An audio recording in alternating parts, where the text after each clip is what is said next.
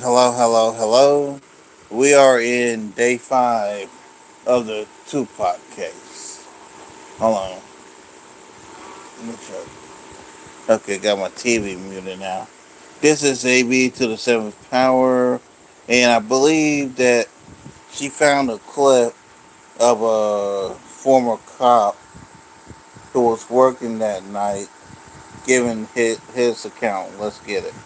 One of the first things the police want in a situation like that is we want a description of that shooter vehicle. Because if we can get that out right away, as soon as it happens, maybe we can locate that vehicle. And of course, time is the enemy. As time passes, they could, be going farther and farther and farther. But everybody says white Cadillac now. Maybe somebody over there saw that, but I don't remember hearing anything that night about a white Cadillac. Now, is it possible somebody said something on the radio and I didn't hear it? It's possible. But none of that information was really out there that night. That all came up later. Oh, and that includes all of the guys that were there that were in Tupac's entourage. I mean, they were there, but when we talked to them, nobody saw anything. It was one of those things. They didn't refuse to talk to us. We talked with them, but they didn't give us any information. Nobody just said I'm not talking. We spoke to each other. We're out here talking to each other for half the night, but they didn't. As far as information, we got nothing from any of them. Well, he's kind of. I'm sure he's got adrenaline pumping and everything. So he's out here. He's kind of running around. So huge shout out to the Little Gaming Channel guys. That's right. We hit 100K 2 days ago. I think we hit 100K Wednesday, day 3 of the trial. So that was a huge milestone for me and the team, and for you guys, all the new community members, existing community members. The trial starts in about, what time is it? About 5 minutes. But this interview came out last night on the Art of Dialogue. This is a sergeant from the Las Vegas Police Department. And what he was doing is he's just kind of describing as a supervising officer what the scene of the crime looked like. Real quick, what he's gonna do is he's gonna get in the car and drive to the crime scene, but also show you the path that Suge took, because Suge did drive about almost a mile out. And I was like, oh my God, he made it so far before busting this U-turn. So, he's going to get in his car and just kind of bring us to the crime scene so you guys can see it. I thought this was pretty fascinating last night, so that's why I started a little bit early.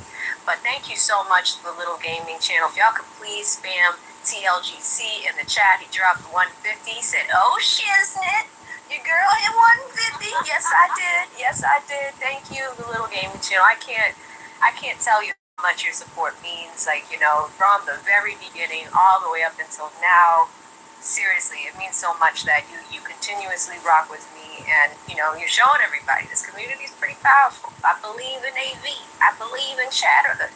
Thank you so much, TLGC. And if you guys could spam his name in chat, that would be fantastic. Yelling, this is bullshit, and he's upset obviously because his friend is shot, and he's trying to see what's going on with him, but they're putting him in the ambulance and everything. So Suge is just he's just being all around uncooperative. Doesn't want to talk to us, doesn't want to. We're trying to say, hey, why don't you come over here, have a seat. At this time, no one's sitting yet, but we eventually all end up sitting on the curb. But he's running around, he's yelling, he's being uncooperative. He won't go where you ask him to go. Doesn't want to give you any information. So he was no help at all. And I'll tell you, if there's anybody on this whole thing who really knows what happened or was able to see that shooting, it's Suge. But he has told so many different stories about what had happened that night, and he's given up so many different people that he say are the shooting that you can't trust that guy for anything that he says anymore. At one point, he said his ex-wife did it. And I was like, yeah, if you're gonna blame somebody, you might as well blame your ex-wife. So, he's said so many different things. You can't, I can't tell the truth about what day of the week it is. So at this point, no matter what he said, it just wouldn't really have any credibility with anybody, I don't think. All right, we are out here right now at the intersection of Flamingo and Koval, and this would have been the actual spot that Tupac was shot. So I was not at this intersection that night. It's just a short distance right over to where we were earlier, and we're going to retrace the route that they took. But right now you see Koval, and this is Flamingo going this way, and the Las Vegas Strip is just Wow, so it's over there by the Sphere. right up ahead. Looks maybe like about 2-3 blocks. Not too long. This intersection is really not changed all that much. It's the road is still the same. The little gas station that you see over here, the kind of trendy looking thing, that wasn't there. The Westin Hotel was the Maxim, and the Horseshoe Hotel was the MGM at the time. So, no, excuse me, it was Bally's. But other than that, it hasn't really changed a whole lot. And the pole where a lot of people leave things to, honor Tupac is right over there.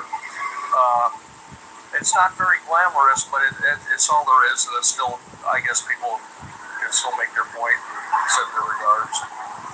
We're going to walk over here to the the west side of Koval and Flamingo. And we got an ambulance coming up on us.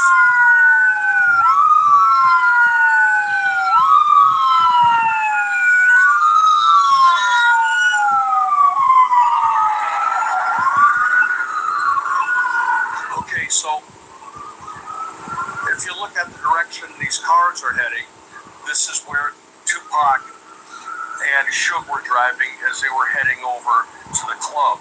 So right where this, you see this, there's a black car there with an orange cone. That would have been right where they sat as the car pulled up along their right side and fired the rounds. Now the officers who heard the shots were right over here. I believe they were in the parking structure, which was there at the time. And it took them, they're on bikes. It takes them a little while to get down from, from the upper level. So that's where the cars get a little bit of a jump on them as they leave the scene. And then they take off in pursuit, heading towards the Las Vegas Strip right there. So if we want to walk over here, you can see this is the pole. I have never even seen some of this stuff before. There's a big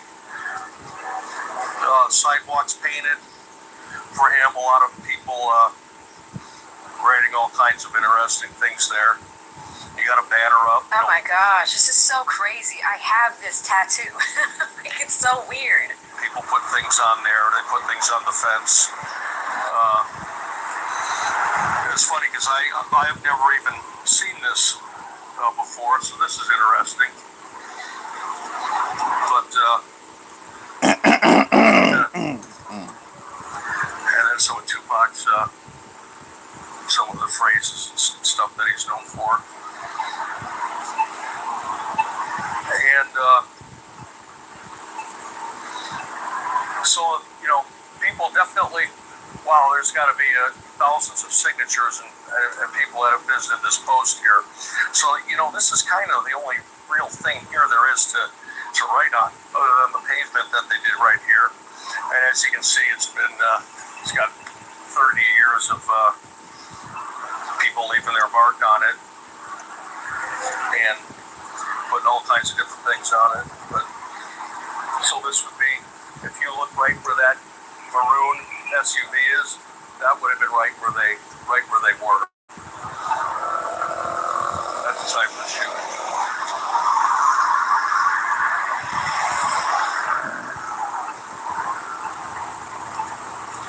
Of course, you got the sphere in the background. Obviously, wasn't there yet. Just to give you kind of bearings of, if you're a little bit familiar with Las Vegas, you know where we're at, just because you can see the sphere right there. So we are pulling up right now on Koval and Flamingo, and we're going to get into this lane right here, and we're going to be exactly where they were. shot, which would have been right here. They were sitting right here where we sit now. The car pulled up on their right-hand side, and opposite of me, and opened fire on them right there on the spot, right where we sit. So I'm gonna set the mileage. Let me set the mileage, and we're gonna see exactly how far they went that night. I've always taken a best guess at somewhere around a half a mile, but we're gonna make sure we get it actually right. And I want to show you what happens too when we make a U-turn here. So they made a U-turn here, and this intersection is not designed for a U-turn. It's designed for a left turn or to go straight. They made a U-turn because they're obviously in a life and death situation, and they're just needed to get out of there as fast as they can, which is a little bit strange that they made the U-turn instead of just going straight, but there might have been a car in front of them. All right, so watch it. You make your U-turn here. So when you make your U-turn, you come over here, and what's here? A curve. Boom, boom.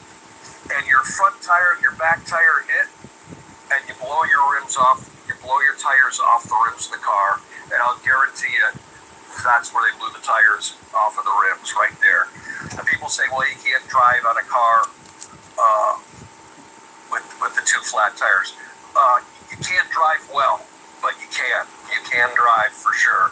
I've seen it in a lot of chases, a lot of police chases where tires have gone flat, and you can go a lot farther than you would think, especially when it's a life and death type of situation, and you're just trying to get out of there. You don't care about the car. You just want to get out. So we're already one block in. We're heading up to the strip. We're right in front of Batista's Italian restaurant, which has been here a long, long time, and that was here. That was here in '96.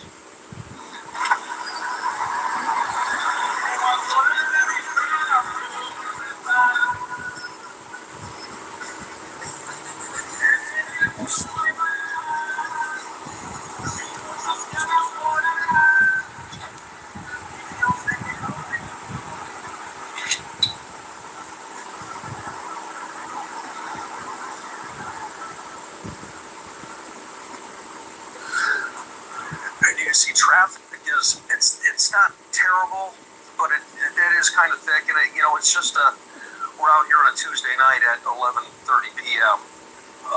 There's really no special events going on tonight, so I wouldn't expect that it would be too bad.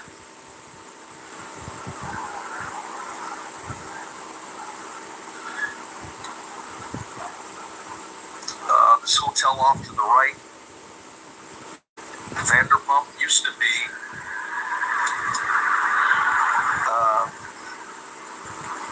the name escapes me at the moment.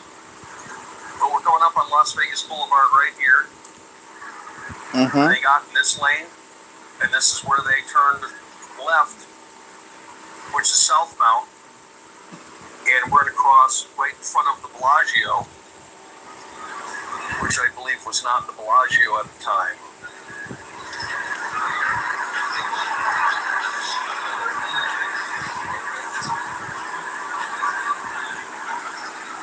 Caesars is off the right-hand side. Caesars was there.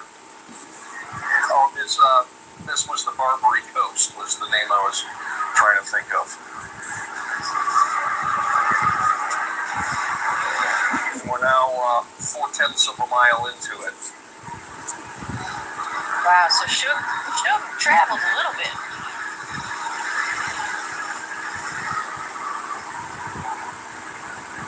So we turn left. We're now southbound on the Las Vegas Strip, which is exactly where they were.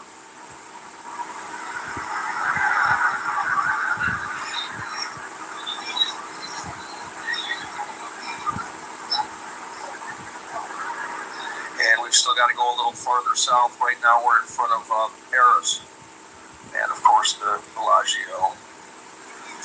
And we're just getting past that. And we're at half a mile right now. Actually, just went to a little more than half a mile. So it's a little bit farther than I had anticipated. I would always guess, Malfin asked how far that distance is between where he shot, where he ended up. My best guess was half a mile.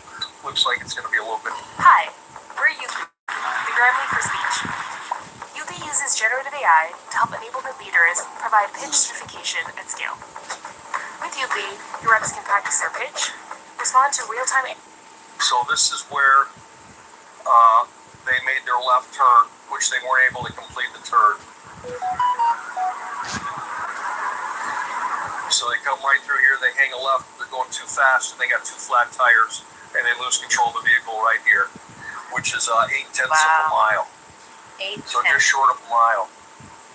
So that's where it ended up at, was Las Vegas Boulevard and Harmon, literally in the middle of the intersection, which is a huge intersection. Even though it's changed a little, it was big back then too. So, here at the time of filming this, it's only day 2 of the trial of EPD, so we have no idea what's going to happen with that, but we'll just wait and see what happens 30 years later. I can't believe it was 30 years ago myself, but here we are.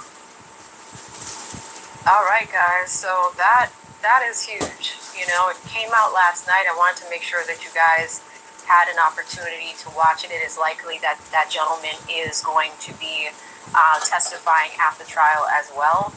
As you can see, he has a pretty decent account of what happened. His role was too important for him to not testify. He was in law enforcement, and I'm really happy that Art of Dialogue was able to kind of grab him and take us through that, because these are things that juries do not get to see. They hear about it, but a video like that is so descriptive because it kind of walks you through those footsteps of that night. You know what I mean? So I think it was interesting. I saw it last night, and I was just like, we're going to start a little bit earlier tomorrow, so that way y'all get to see that vantage point, right? Because I couldn't believe that Suge was, they took all the shots. Suge is bleeding from his head, and he still was able to drive. That was pretty. I mean, they drove a few blocks, but at the same time, I was thinking that those tires got shot out. What actually happened is when he did the U-turn, and this sergeant had showed you, like, okay, the tires probably went right here, right? It was because of that really, really sharp U-turn. So it is interesting to see how they left the scene and where they ended up. It does kind of paint the picture of the story a little bit differently. So it is good to see that.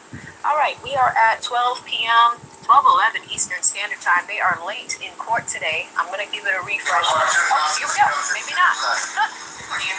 We're starts. Perfect timing. Shout out to me. All right, we have Mr. Davis now. We're on record. State versus Davis, C-377-407. Anything we need to address outside the presence of the jury? What's our witness or a video? We have 2 witnesses that we're going to play 2009, and then after lunch, we'll have another witness. Okay. He's agreed to stay till Monday anyway, so that witness will probably not finish. Got it. Okay. All right, that's the plan. You think at this time we can bring in the jury then? Great, let's do so. All right, so 2 witnesses for the morning. Then we're going to go to more self-stitching in the 2009 recording of recording of KPD talking to law enforcement. And then our third witness of the day is for the afternoon session. That person will not finish today. It will likely go into Monday. So we got some interesting things.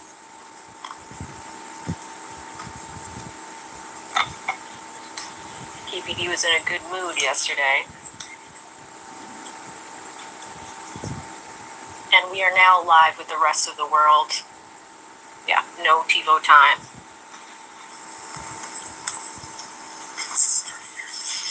Reminder to hit the like button as you come in. It's going to be a longer day. The last 2 days have been half days. And I will put y'all's poll up as well.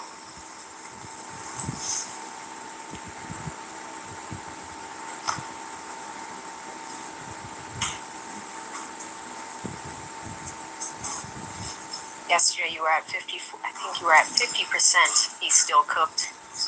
20% not sure yet, and 20% think he still has a shot. I ask out every day. These numbers have been solid all week. In terms of Day 5, those numbers have not moved.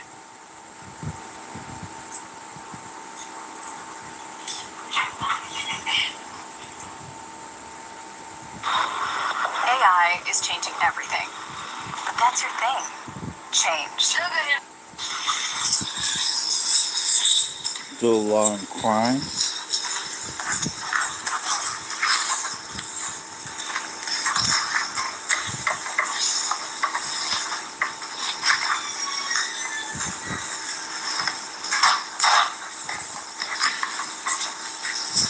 the psalmist swear the testimony you're about to give in this action shall be the truth, the whole truth, and nothing but the truth, so help you God? yes, ma'am. You may be seated. May I please have you state and spell your first and last name for the record? Leonard Jefferson, Leonerd, Jefferson. Thank you, Mr. Jefferson. Mr. Paul, whenever you're ready, you may proceed. Mr. Jefferson, on the weekend of September 7th, 1996, you come out to Las Vegas. Yes, sir. And where were you coming from? Los Angeles. Why did you come out to Vegas? I was coming to attend the Mike Tyson celebrity fight. Where were you staying? Monte Carlo Hotel. And were you here by yourself or with somebody else? I was here with someone else. Did you go to the MGM Grand for the fight? Yes, Did you actually attend the fight? I did not. Tell us about that. Why didn't you attend the fight? I was just in the lobby, people watching, and normally when we come to the fights, we just hang out for a little while. And a couple of people were asking, were they selling tickets? Were we selling tickets? Turned them down, and then a couple from there were from Detroit, they have green, they were matching green suit. And I offered us $2,500 each for our tickets. And we passed it up and we sold our tickets. Because you did this much, right? Only a minute, 30-second fight. Yes, and that's what we talked about on the way coming down. Might be another quick fight. In the lobby area while you were watching people, did you see somebody relevant to this case? Yeah, I saw Tupac and his entourage come in. And then was that before the fight? Yes, How did you know that that was Tupac and his entourage? I just recognized him. So he was, Had you had previous interactions with Mr. Shakur? briefly, yes, back in Los Angeles. Can you tell us about what those interactions were about? Back in those days, I used to sell cars, and a couple of people that worked for Death Row Records, I sold them a couple of cars. I delivered them to Can-Am Studios in the Valley, and I just happened to meet them, where they introduced me to them, and we talked about cars. That was it, nothing major. So let's go back to Las Vegas in September 7th, 1996. You sell your tickets for a pretty good amount. What do you do after this? Continue people watching. And I guess once the fight started, people were still, hanging out, and we decided to go back across the street to our hotel. And we took our money, went to the crowd tables. And by the hotel, you talked about Monte Carlo. Yes, sir. And then at some point, do you decide to leave Monte Carlo? Yeah, after a couple hours of being there, I got hungry, and I wanted to call a California Pizza Kitchen, place an order, and he told me it'd be like 20-30 minutes. And I told my buddy I was about to leave to go to pick up my order, and I walked outside to the valet, gave him my ticket, get my truck, I had a Suburban back then. And once they brought it up, I drove out and went to the strip, went to Las Vegas Boulevard. And you say you were driving a Suburban? Yes, sir. What color was that Suburban? White. So, and just for folks that don't know, a white Suburban, big white SUV. Yes, sir. Then when you were driving down Las Vegas Boulevard, Boulevard. Were you headed toward driving north towards the stratosphere, I guess, as a marker? Yeah, I was headed north, yes. And then while you were driving north on Las Vegas Boulevard, did you see anybody that you met earlier? Yeah, I was stopped at a light, and a car rolled up, or at least the wheels really caught my attention, and I looked up and I saw Tupac shoes sitting in the car. What did you try to interact with Mr. Shakur and or Mr. Ray? With Tupac, I did. And what happened? Can you tell us about that? Yeah, I said, hey, what up, Pop? And then he kind of looked, kind of took like a double, oh, what up, man? And I said, hey, where you guys headed? He said, we're headed to the club. You should follow us. I said, all right, cool. And then, I don't know, I said, man, let me get a picture real quick. And I had my camera in my center console, so I just grabbed my camera and snapped the picture. So this is before iPhones, so you actually had a physical camera with you. Yeah, I had a 35mm camera. I'm going to show you what's been previously admitted as State's Exhibit number 3. Do you recognize what's been shown to you? Yes, sir. What is it? That's the picture that I took. Now, after taking this picture, so you took this picture at a red light. Yes, sir. And I'm assuming the light turns green at some point. Yes, sir. What do you do? After I took the picture, the light changed green, and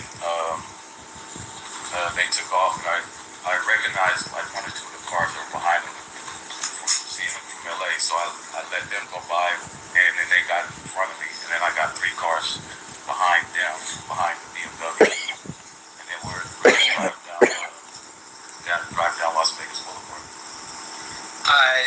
At some point, do you make a right turn? Yes. Can you tell us about that? Yeah, so I don't guess the street is like Flamingo. We get to Flamingo, and as we're making the right turn, I get on the phone. I was calling California Pizza Kitchen to cancel my food order. Because you're into the club, right? You don't need a CKK anymore. So while I was on the phone with him, like 30 seconds or so, and then all of a sudden I just hear pop, pop, pop, and I'm kind of like, like looking around, and then I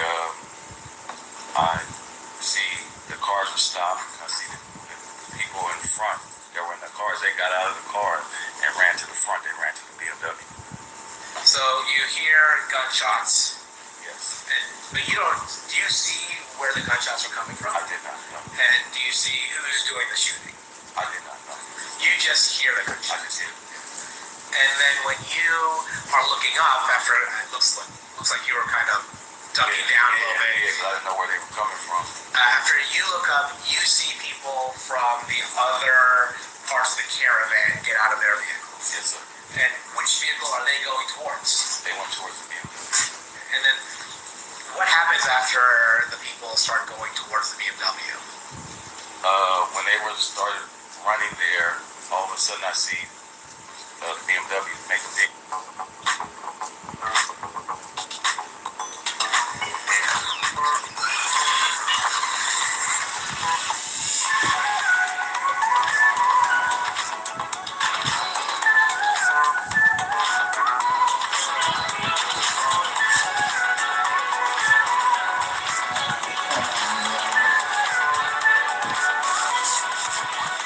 And actually, one of the guys, I didn't know who he was. He tried to get in my car, and I didn't know him. So I guess he realized he was getting in the wrong car or whatever. I guess I don't know what it was. So I got caught up in the little situation. I made a big wide U-turn as well. Now I made the U-turn. I catch up to I'm behind the Lexus, the green Lexus. So I'm behind him, and we see Suge make a wide left turn back onto the strip, and he went up on the curb and came back down, and then we all went through the intersection. There was traffic coming through, we just all made it through, and then we got to I guess Harmon. We got back to Harmon, and Suge makes another left turn, and now it's like cross traffic. He couldn't get through.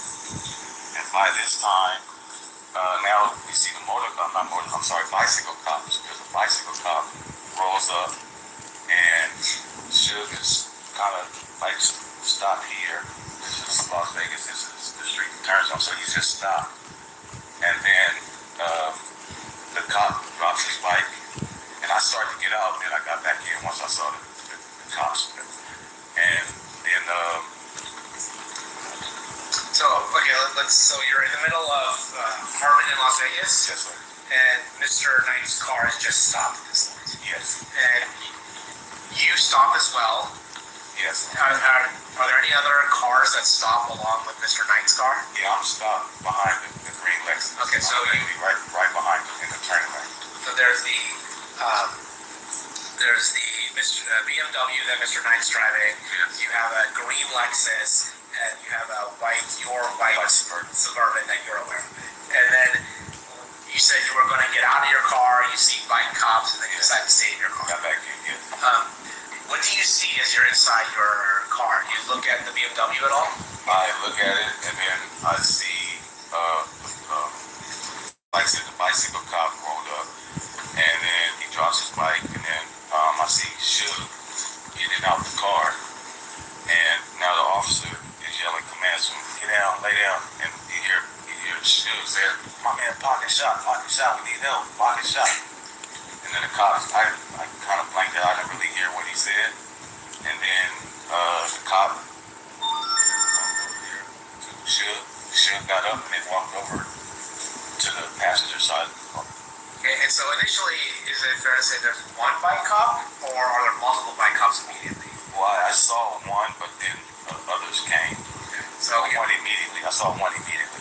Okay, so the one immediately shows up, and then other bike cops show up after. Yes. Okay. And then the one bike cop, he's the one that's talking to Mr. Knight, and then at some point do they go over to the passenger side and deal with Mr. Shakur? Yes. Can you tell us about that? Well, at that time, when that occurred, a police officer rolled up in a vehicle. He ran up and pulled a gun on me and ordered me out of the car. He opened my door and just threw me down, snatched me out of the car and threw me down on the ground. Now I'm like prone down on the ground. I'm in the direction I'm facing. I can see what's going on with the police and shit. Did the officer give you an explanation as to why he was treating you in such a manner? Yeah, I said, hey, what's going on? He said, we have witnesses saying that you were part of their entourage. And at that point, when you're prone and looking at what's going on at the BMW, what do you do? I see that they were kind of like struggling with the door. They get the door open, and then they pull Tupac out of the car. And were you able to observe Mr. Shakur?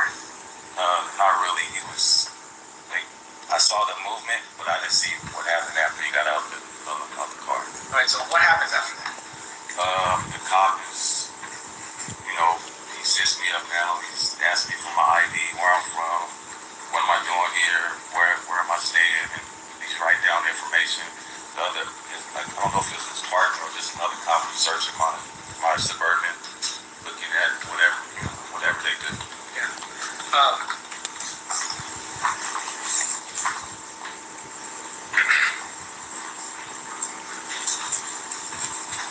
Your Honor, I'm going to approach the witness with the state's proposed exhibit 49-150. Sorry.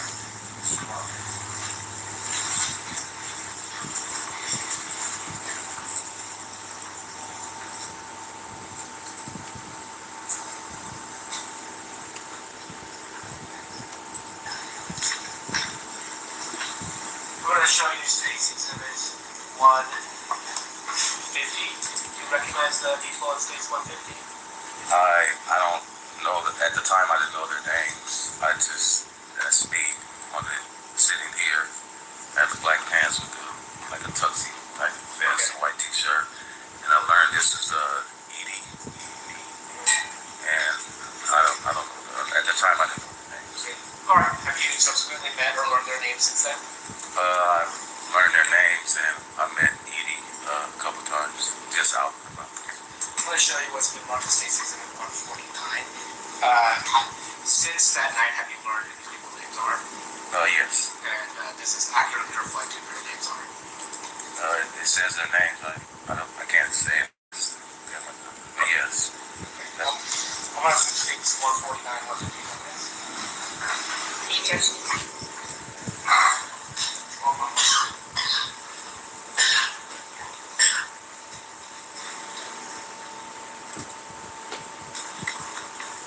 This time I'm just going to move in 149. I'll text him 149 will be admitted. I'm sorry, 150. He meant 150. 149 will not be admitted. 150 will be admitted. Can we focus 150? All right. Mr. Jefferson, do you have the mouse in front of you right there? Oh, right here. Yeah. Okay, yeah. All right. Can you use the mouse and show us if you see yourself in this? Yeah, this is me right here. And then you said there was somebody next to you that you came to know?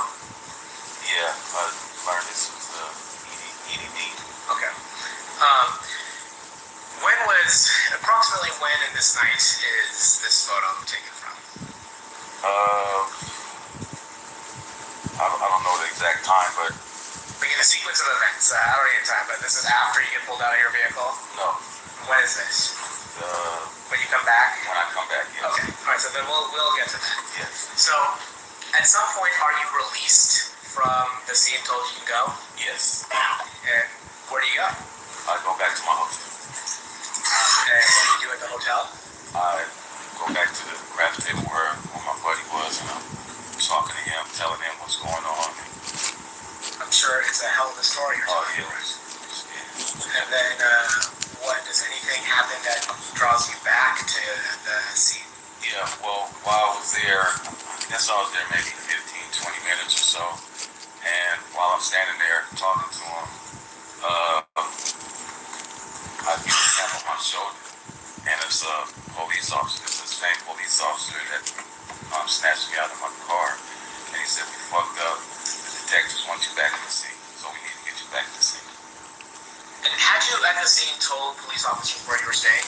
Yes, I did. Now, when you get back to the scene, how does that happen? Oh, excuse me. The officer said that we see your Suburban still outside. We need your Suburban back on the scene, and we need you as well.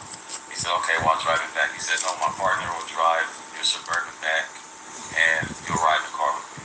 Now, where did you sit in the car right I sat in the front seat. Okay, so you're sitting in the front seat of a police vehicle, Yes, sir. and then another officer is driving your Suburban back. Yes. At some point, do they become aware that you actually took a photo of Mr. Shakur and Mr. Knight just minutes before the shooting? Yes.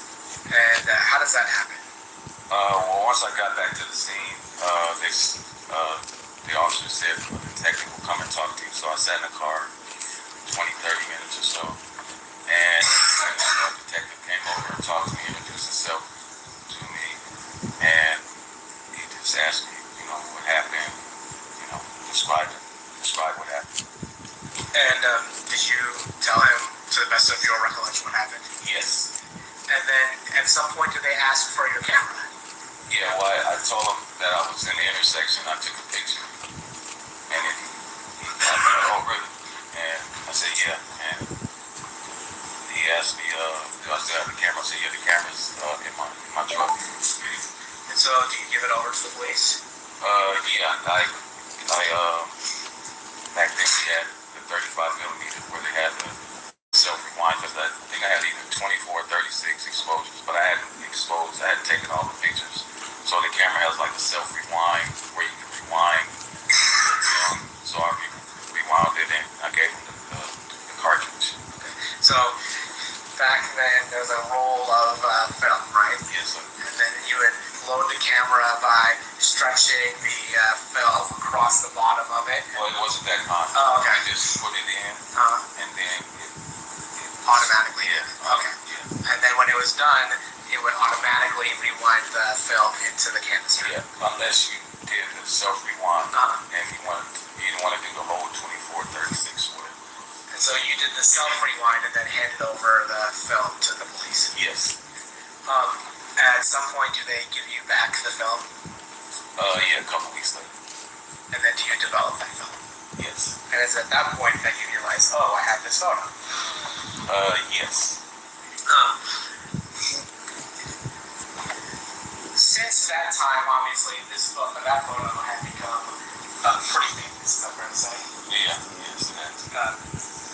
And as a result of it being associated with this case and the night of this particular murder, has there been some accusations of conspiracy theory of you somehow staging this? Oh, yeah. Yes. And can you tell us a little bit about that? Well, I mean, the internet does what it does. People, it was set up. It was a movie scene. Yeah. That you had staged this scene? Yeah, I staged it. I currently work in the movie industry as a picture art coordinator, so they put that all together. Let me ask you this, sir. Did you stage the scene? I did not. Nothing. Thank you, Mr. Wall. Cross-examination, Mr. Sit. Mr. Jackson, are you aware that the picture that you took ended up on the cover of a book written by Kathy Scott? Yes. Did you allow for permission for that to happen? Yes, she licensed it through my agency. I see. And with regard to that picture, I'm assuming at some point that you were able to sell the rights to that picture to people who needed to use that picture in furtherance of whatever project they had. Yeah, the agency that represented it, they did. They licensed it to people. And then with regards to the night, so your testimony is you're coming out of the Monte Carlo, you're on Las Vegas Boulevard, and you see Shook's BMW on Las Vegas Boulevard. Is that right? I didn't see it when I first got there. Yeah. It pulled up next to me. All right. So if I could just show you Sneak Exhibit number 1. I have it right here.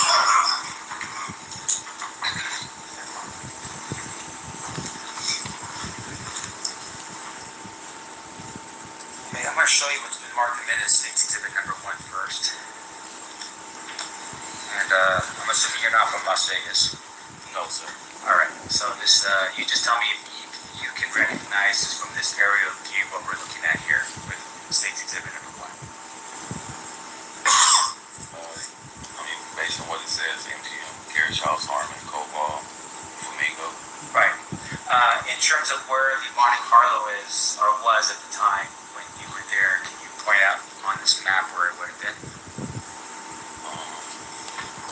Is this Las Vegas Boulevard right here? So where you take that cursor? Oh, that must work. Oh, it's not working right If you could give me where it says MGM Grand, is that Las Vegas Boulevard? Yes, but if you could just get up, sir, and just be quiet to the screen over there if you want to get up. Yeah, okay. Absolutely. So, is this Las Vegas Boulevard? Yes, sir.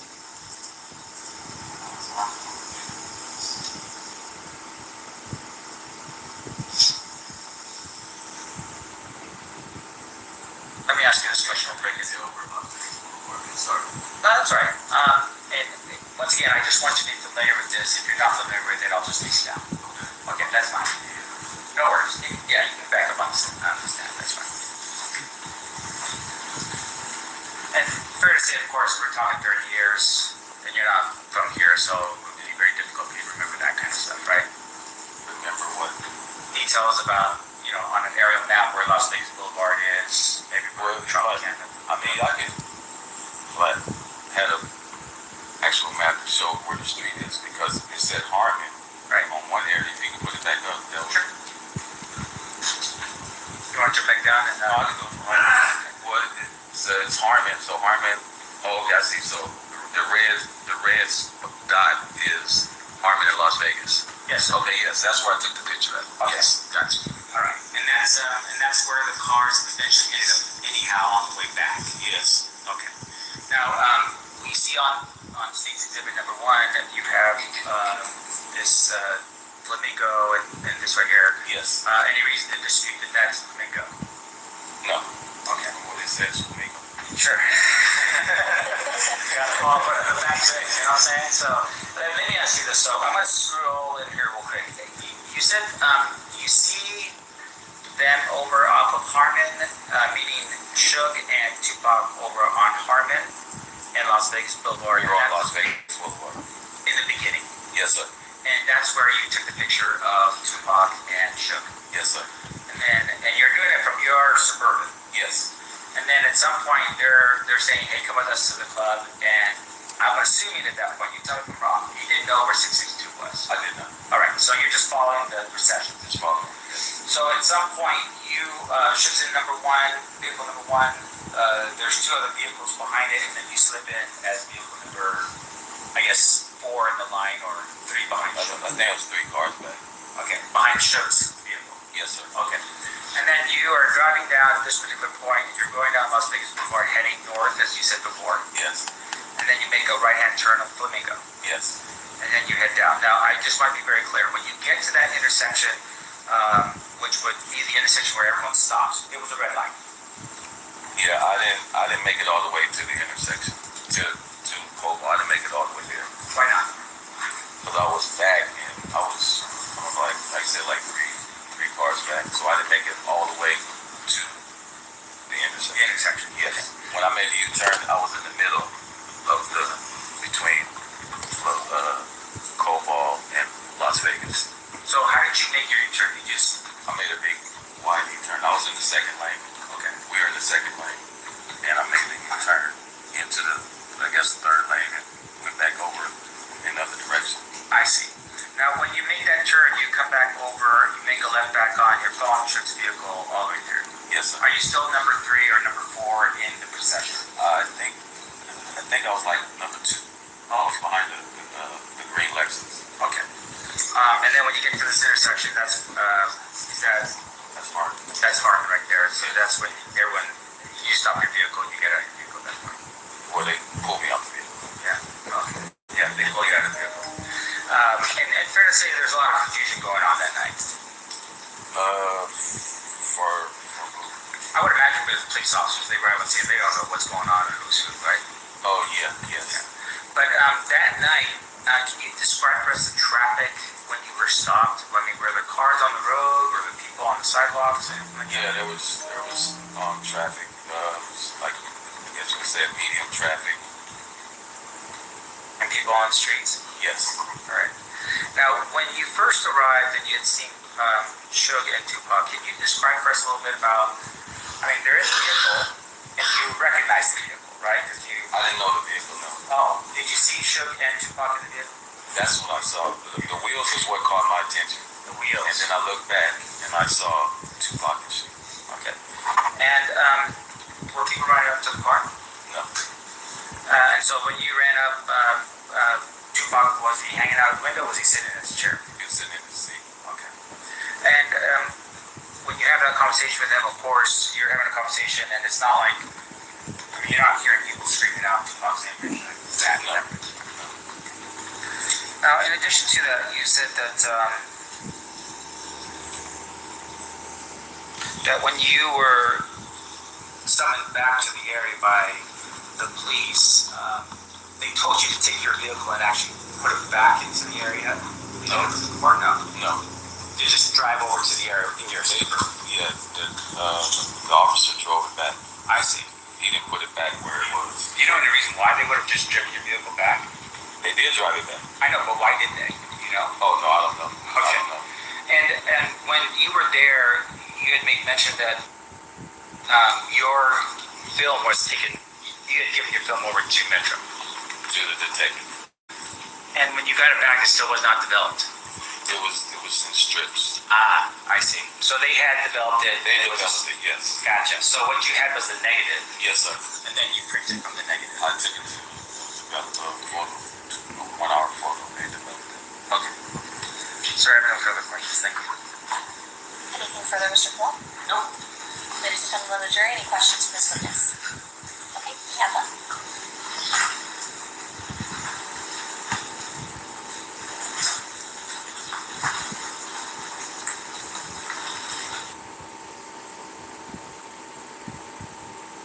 Sidebar already.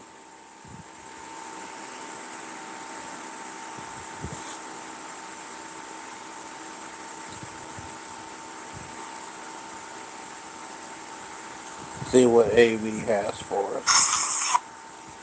Another invite? Why is everyone getting married at the same time? What about the ranch theme bachelorette party? Gemini? In Chrome? Which of these weekends works best with my calendar? Perfect. I could totally get married on a horse. We have created an ideal combatant to be deployed against the domestic. Any follow-up, Lisa Nancy? Depends. Oh, yeah. Thank you so much for being with us, Mr. Jefferson. You are free to go. Every day. All right, first witness of the day done. That was quick. We got another one coming up. Is it Katie? Next witness. Mario Diaz. Mario Diaz. Mario Diaz. Yes. Witness number 17.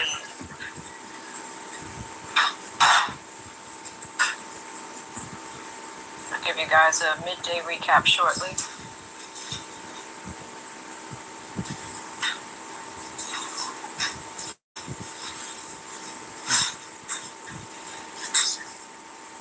They'll probably break around 2 o'clock East Coast time.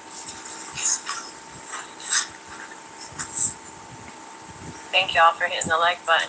Still a little short. Still a little short there.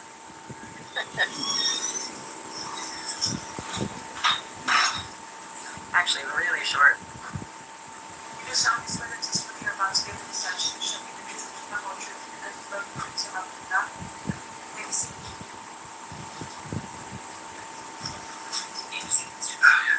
Sorry, may I please help me state and explain the person that's Do you want me to say that? when he does that part. Sorry. Mario Diaz. May I have this now? M-E-R-I-O. He's David I-A-Z. Thank you, Mr. Diaz. Now you're Mr. Diaz, what do you do? I'm a filmmaker. I direct documentaries, and I'm also a showrunner for documentaries and documentary series. What is a showrunner? I'm basically the person in charge of all of the creative, put together essentially the series from a creative standpoint. And I also, make sure that all of the logistics of filming, editing, keys, just everything runs by me. At some point, are you contacted by a company to create a documentary related to Death Row Records story of its rise and its fall? Yes. As I remember, my agent at the time called me and told me there was an opening for a job directing a 6-part series on Death Row Records for LA Comic Con. Actually, technically, it's Creature Films, which is a subsidiary of and so I went and interviewed for a couple of times. They got it. Prior to you becoming involved in so prior to you getting the job, had anyone contracted anyone to assist in that documentary? Yes. Before I came on, there were 2 consultants that were hired. Greg Cady, former LAPD detective, Mike Lewis, who's also a documentarian, who's been following this case for a while.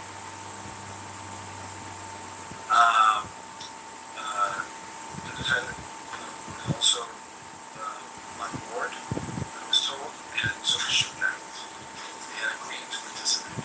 Agreed. You got a motion in this direction. Do you know the defendant wingman? Yes. And you recognize him here? Yes. And you, all this is in this gentleman right here. Yes. And we're reflecting the execution of the defendant. Yes. Once it is, once you actually took over the job, did you learn whether or not the defendant was being compensated for his role in participating in this documentary? I was made aware that he was being paid. And ultimately, at the end of the day, was the person who might be deprived of the money?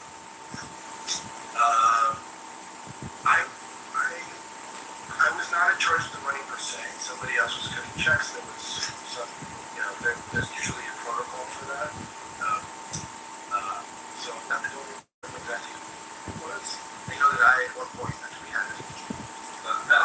Yes, yeah. Somebody gave it to me, and I made that. Yeah, I know it's been some years now. He gave us a constant amount of money Mr. Davis was compensated for his purchase. I don't remember the exact amount, but anywhere from $10,000 to $20,000. Imagine. And for that compensation, did you conduct interviews on camera with Mr. Davis? Yes. And how many formal interviews did you conduct? We did 2 interviews in the summer of 2017. I believe that they were maybe weeks apart from each other, and they were probably around 2 hours change each. And there was a camera rolling. Okay, so this is the BET interview. Okay, so it looks like this is the first documentary that came out around the time that the book was published. I think this was published in 2018, so it was around the same time. So KPD was getting money from BET for this documentary, but it seems like this is the first one. I'll give you guys some more details on this because Dog grooming genius here, and I live for operational excellence. Cute makeovers? I say shop and sink. Checkouts? Flawless.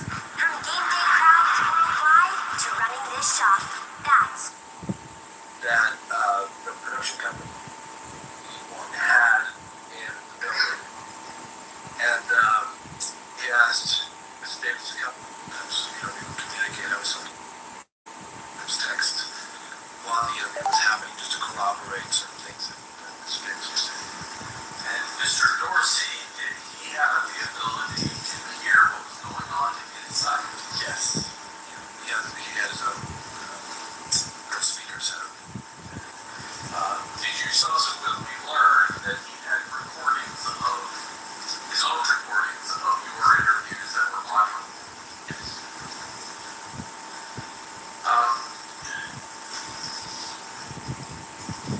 At some point, you wind up making this documentary. Is that fair?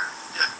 Now, to promote this documentary, let me ask you this: do you know what a sizzle reel is? Yes. What is a sizzle reel? Sizzle reel was officially used to put together. To promote this documentary, let me ask you this: do you know what a sizzle reel is? Yes. Were there other?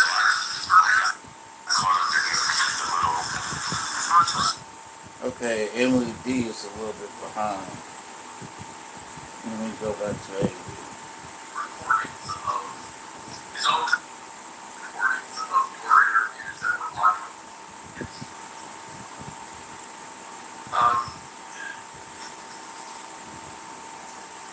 At some point, you wind up making this documentary. Is that fair? Yeah. Now, to promote this documentary, let me ask you this: do you know what a sizzle reel is? Yes. What is a sizzle? Sizzle reel was officially used to put together like a little trailer of sorts with existing materials about whatever the subject matter is. And that sizzle reel is used to entice buyers to essentially pay for the production of the series or whatever documentary one or more. So in this case, there was a sizzle reel. And that sizzle reel, did that sizzle reel get made prior to your involvement?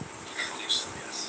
And you, obviously, once you became involved, did you wind up using some of that sizzle reel to kind of promote each episode of the Federal Register? I don't remember that we did that. It was only used for it was used by the producers as a drama interest in the series. Last night, did you meet? I did. And did you watch the sizzle reel? Yes. Yeah. Because I have the sizzle reel marked as state proposed.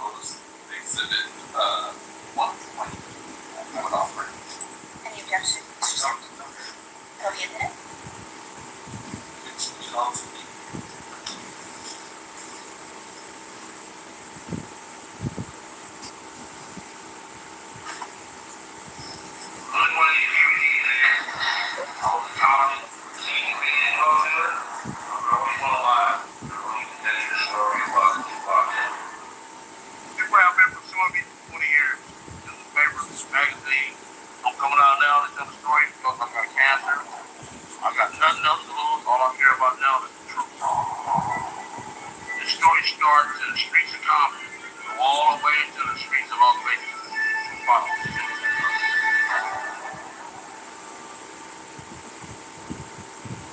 All the people that was in Vegas that weekend, it's like a curse. Everybody's dead or got life in prison. It was a crazy night, and I was a witness to everything that happened. And it was surprised you the truth about it.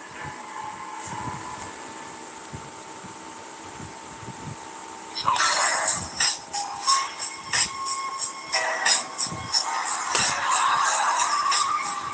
I hope I don't get a copyright strike for that. Let's hope. Those Death Row Chronicles, did you, well, I guess, who named it Death Row Chronicles? Okay. So the documentary you wound up creating was Death Row Chronicles. Yes. And did it air on a station? That's on BET. And BET is a net? Yes. Black Entertainment. How many episodes ran? We did 6 episodes, roughly an hour. And prior to episode 5, is there any audio or video that was produced or shown to the public of Mr. Davis? I think he's in it very briefly, in a little promo that we showed at the very beginning of the series, perhaps. I don't remember exactly, and he was also there to talk a little bit about sugar. Big world here. Do you, when we get into episode, My baby, my heart is burning, but it don't burn with love. But I got cigarettes, I wanna stop that heart working for it starts. So the series really took us in the entirety of the Death Row Records history. From the very beginning, June night, we introduced characters, Dr. Dre, Snoop Dogg, etc. And then when we get to episode 5, really delve into a little bit in episode 5, mostly in episode 6, we really delve into the investigation. We wanted to update as to where the investigation had been to that point. and within those episode 5 and episode 6, is Mr. Davis seen from some of his interviews with you released? In addition to the fact that Mr. Davis is on there, did you have access to the 2008 proffer report? I did. And so, when you produced episode particular 6, are there times when Mr. Davis is on the screen and other times when you're using the proffer of the screen? Yes. Yeah, we alternated between the interview that I conducted with him and audio from the proffer that he gave in 2008.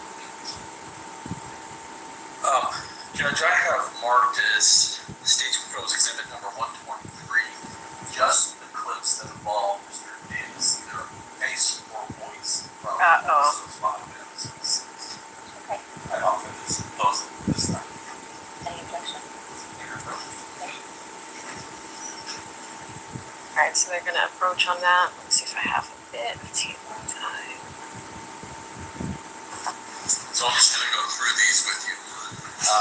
And start in episode 105. And you can see that generally at the bottom there's a timestamp there of when in the recording. Maybe I should back up. This was released when? 2018. And shortly thereafter, are you contacted by the Las Vegas Metropolitan Police Department asking for the wrong footage? At that point, were you able to provide the wrong footage?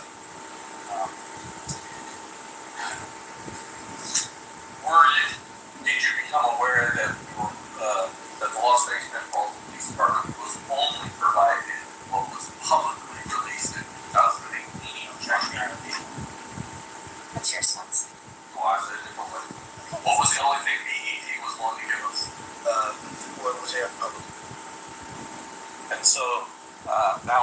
go through episode 5 and episode 6 with you. So, the first one. You hear someone say, "We're seeing that can pay down and get out of here"? Nope. I've seen people up, but that's all I've seen. Orlando testified on Jim's behalf. Why did he do that? He paid it off. Paid us off. Oh, he gave us $60,000 to say that he didn't do it. But it didn't work because the next day the judge said, I can see him kicking you in the head right fucking now.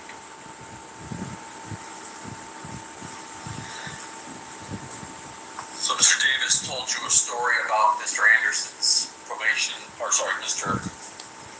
Anderson at Suge Knight's probation violation hearing. The next clip. Why are you now telling me what you're telling me? Because I wanted to get the truth out. Now that clip, he's not in a studio. Where are you guys? Here in Las Vegas. And that is, well, why were you here in Las Vegas? Thought it would be interesting to film him when the shooting occurred, so that he could walk us through it at the actual site. Now I'm going to go to episode 6.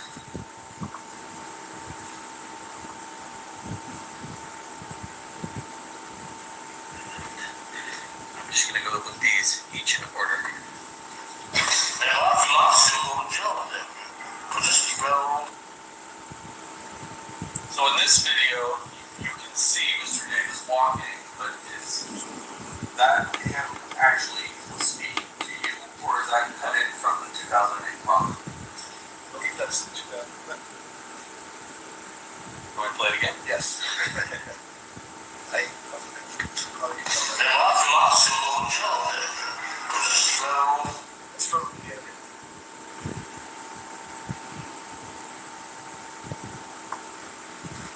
You say in the interview with you, the sound is not the same as when he's walking down the street. I guess you should ask that question. Yes, correct. So he's there, and it's like a little preview, what you're going to get later, essentially.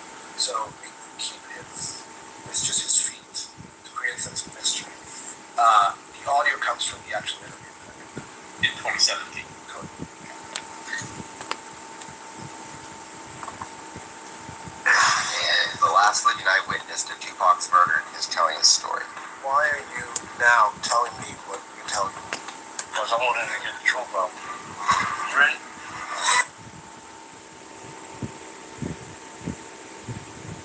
That's clearly in the studio, both with the two different backgrounds. Is it the same studio? Is it the same interview?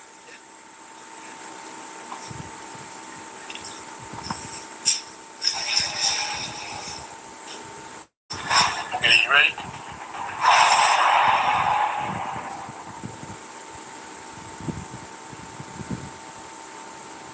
I'll tell you why we did that. Why they keep playing it? Two different backgrounds. Oh, Very next one. Okay, you ready? Yeah. Okay. Well, they've been sweeping for the last 20-some years, ever since that day that shit happened. Every other month. Just a rapper killer, you know what I'm saying? I've just been targeted. Been on my ass ever since. Nobody charged me. Why don't they trust you? Because they think you snitched. Yeah. you did snitch. What do you mean? Obviously, that's all. You did snitch.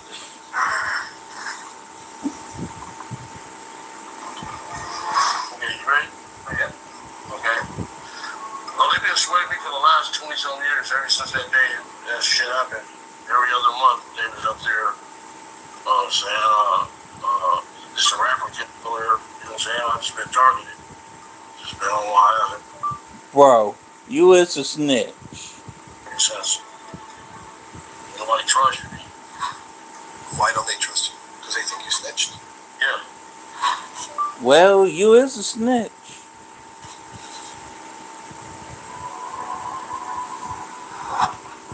Alright, who is it? Today's report is specifically on the Tupac Las Vegas incident. Alright. Then I feel I still go to jail with that.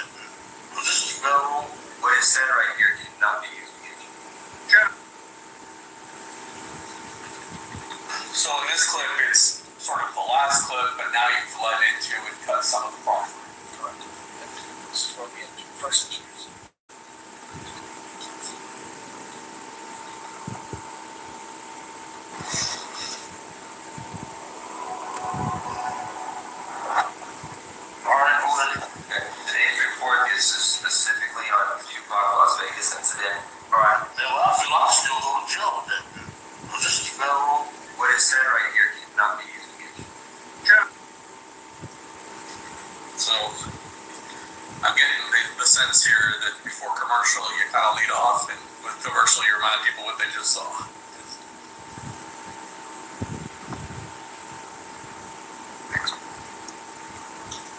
No bullshit me, I won't bullshit y'all. You know what I'm saying? That one's completely the No bullshit me, I won't bullshit y'all. Yeah, You know what I'm saying? that's the problem. We tried to identify it up top so we can do the differences. You guys are all at the MGM. You guys go to the fight. Please go to there. We went to eat. We went to the MGM at a restaurant. So my homeboys from East Coast Crips came in there and said, Jeff Rowe dude should and just jumped on your nephew. That's a combination of both, correct? I forgot to ask this question. You said you were there. You said Mike Dorsey was there. You said Wayne Davis was there. Is there any other person in that room as well? Mr. Davis brought his lawyer, You remember his name? Wayne Higgins. So he had a lawyer with him while doing this with him. Yes. No, I can't remember. It's this. Well, it's a partner. Man, Zip was together. Zip, Eric Martin.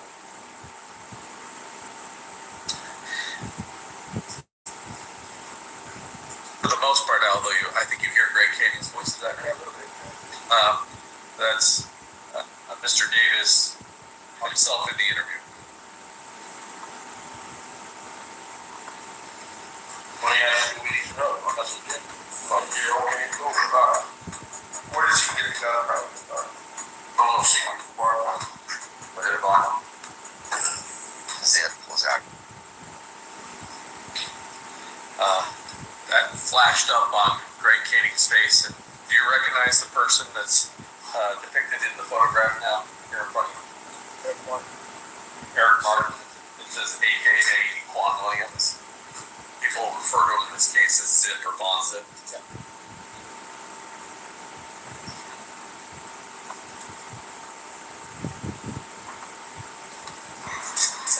He said they Jeff Rowe guys were going to have a concert at the 662 Club. So we went to the 662 Club. I ran the door at the 662. I guess we caught a little bit of Mob James there.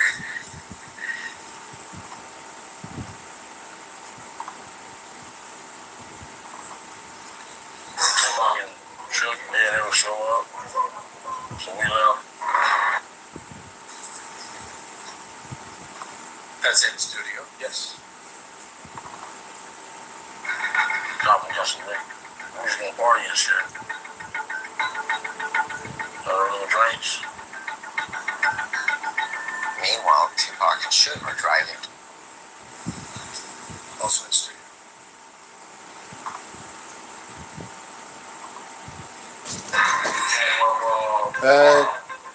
Shit. He coming at BMW. All the chicks was like, Tupac, he was dead like a celebrity, like a parade. He wouldn't even been out the window.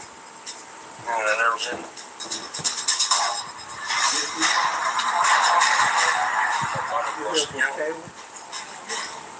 The little helper on the side. I know you're alright. I was in the front seat.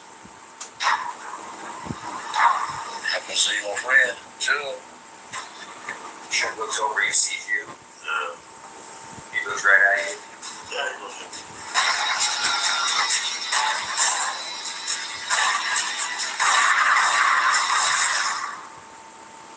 You said the shots came from the back. Big Dre, Orlando, who shot Tupac. They keep it for the cold on the streets. It just came from the back seat, bro. That's a mixture of both. It's a combination. I mean, honestly, what's your concern revealing who shot Tupac? What's my concern? Yeah. I don't have no concern. I just won't be saying I'm no fucking rat. Studio and everything.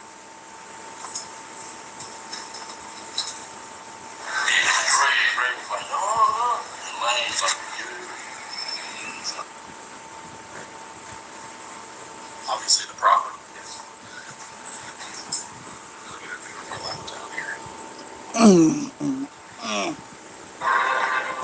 guess the hotel got a carriage house. Got him off the car. That's the studio.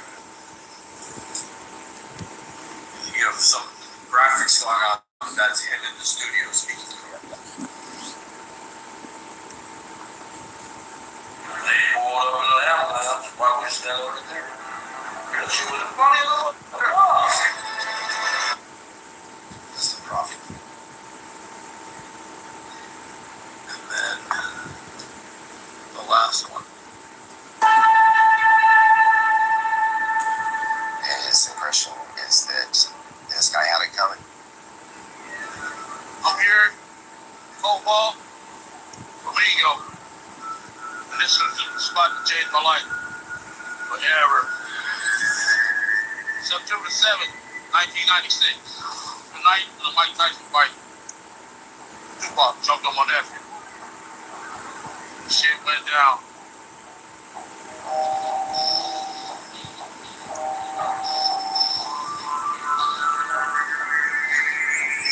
My nephew was young, 20 years old. He didn't do nothing. Well, he didn't do nothing.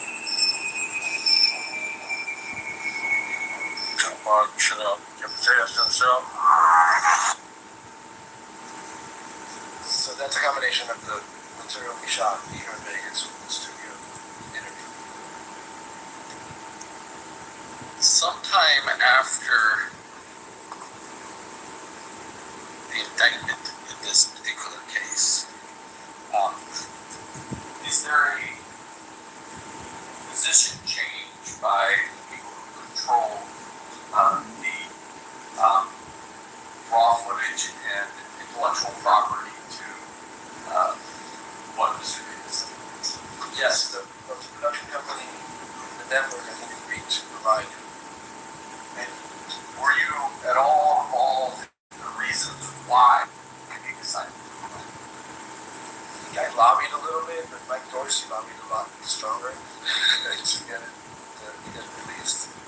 Was there any particular position that Mr. Davis was taking that caused you, Mike Dorsey, as well as the company, to change their mind? Yeah, I mean,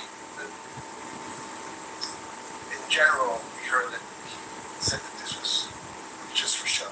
He was getting paid. This was Hollywood. This was all just, show business.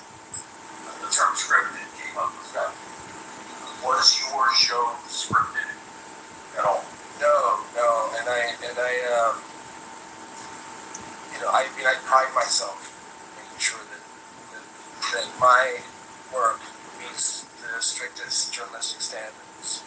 We did not coach him in any way. We had meetings where I generally, very brief meetings with keepers and those, so I generally told them sort of where I was going with my questioning. But there was no coaching, no coercion, nothing of the sort. It was nothing to determine. I never provided questions ahead of time either. And once you became involved, obviously there are other people you guys lined up interviewing that aren't Shug or Mr. Davis or Mr. Katie or Mr. Dorsey. And any of those people, was they compensated for their participation? So once you came on. Hey Holmes, find me a 3-bedroom home in Atlanta, near a Whole Foods. Show me the kitchens. Ready to see what you will find with Holmes AI? The video some of your interviews of Mr. Davis. Yes. I take the ball and send it to him. Yes. So he had it. And we talked for a bit, and he took a statement and then provided the transcripts to me of both of the sit-down interviews.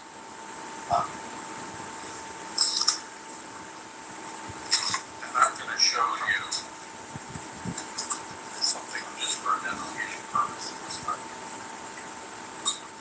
I show you 6 proposals in it, number 113 and 114.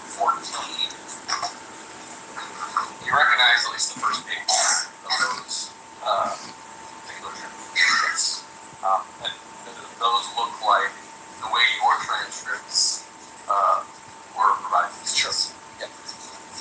During the course of this, were you ever to get, or was E1 ever able to get us the tapes themselves, the raw footage? They did not, and I wasn't really privy to that process, but I think that they could not find them.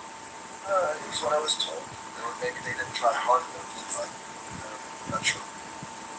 Were you aware that Mr. Dorsey was able to give us the audio copies that he had? And were you aware that there are small sections of the tape that are on the transcripts that aren't on his audio, but he also has things on his audio that weren't captured? The camera wasn't on. Correct. When we would break or something, for lunch, we would continue recording.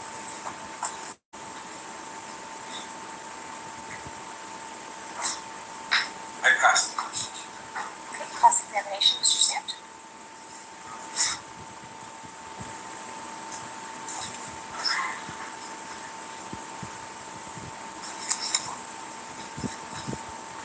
Right, here comes Cross, QPD's lawyer.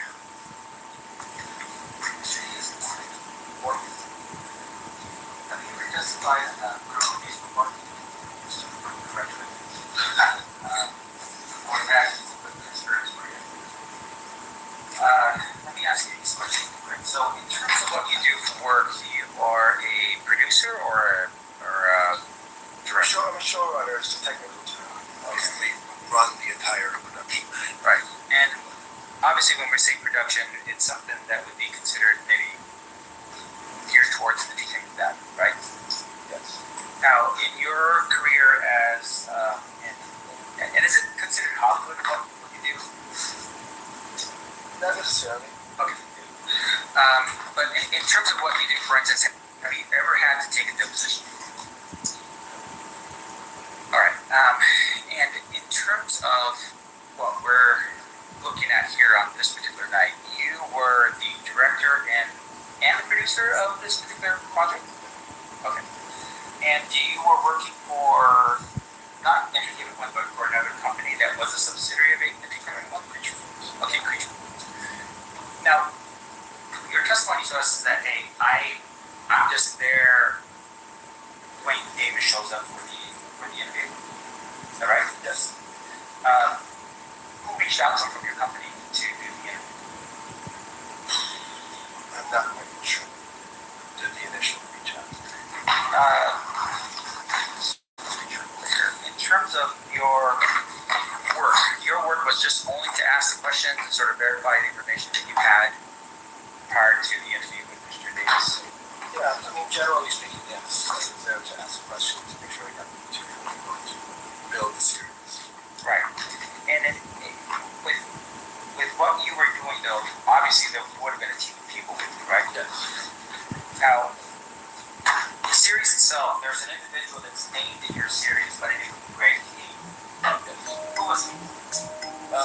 Well, I mentioned him earlier. He's a Los Angeles police detective, and he was a consultant on the project. Right, so his name's actually from Davis. Sorry? From Hayden, so. Right, so his name was one of the credits that was in when you do your credit. Yeah. Yes. Now, in addition to that, you had mentioned a man by the name of Mike Dorsey. And Mike Dorsey was also somebody who was what exactly? A consultant. He was a consultant, yes. And as far as you know, the two of them, Mike Dorsey and Greg Key, helped to write a book. Yes. What was the name of the book? Both of them. All right, did you read that book?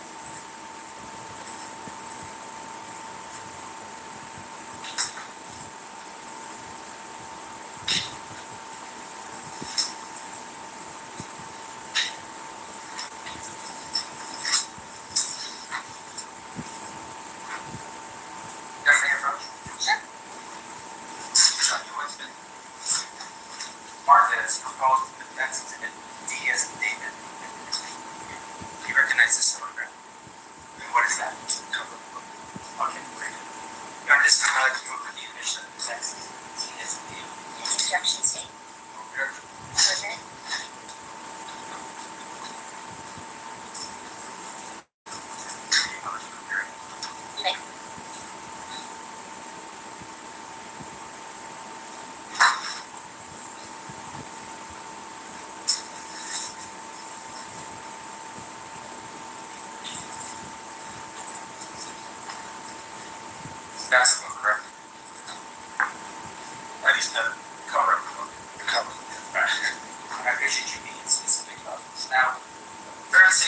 fair to say though that the book was really sort of the core of what you were doing in terms of the information you received, right?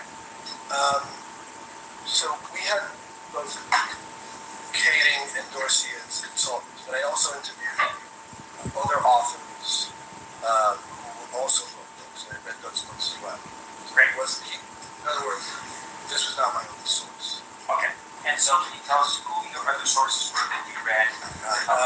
I think there's a book, so the first one I read called Original Gangsters, which was by Ned Westwood, I believe. And then there was another book, and I'm not going to remember the title, by a woman called Cassie. I don't remember exactly. A very seminal book.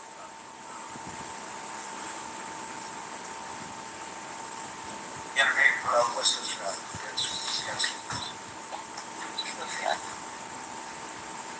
I'm showing you what's been Marcus proposed defenses in Ease and Edward. Do you recognize that? Yes. Okay.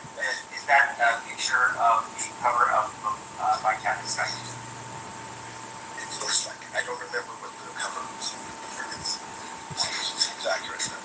Okay. So now let's look at the admission. That's Edward. Objection C. Accept. So then, sorry, just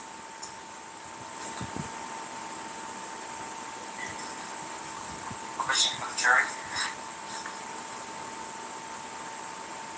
Is that the picture, or is that the? Okay. What are the most that you reviewed prior to your documentary? These are the only three I remember. Now, fair to say, of course, you're in the business of drawing people to your work, right? You want people to purchase your work. Is that right? Sure. Yeah. Now, in terms of Sorry, can I go? I'm not in the business of drawing people to my book. I'm in the business of creating compelling television or television programming or films. okay, so your Different standard. can you explain to me what the difference in standards are? I don't do okay. So the best distinction I can draw is like I don't necessarily do reality television. It's just it's somewhat manufactured. It's bombastic. It's anything goes. I make documentaries which are traditionally I'm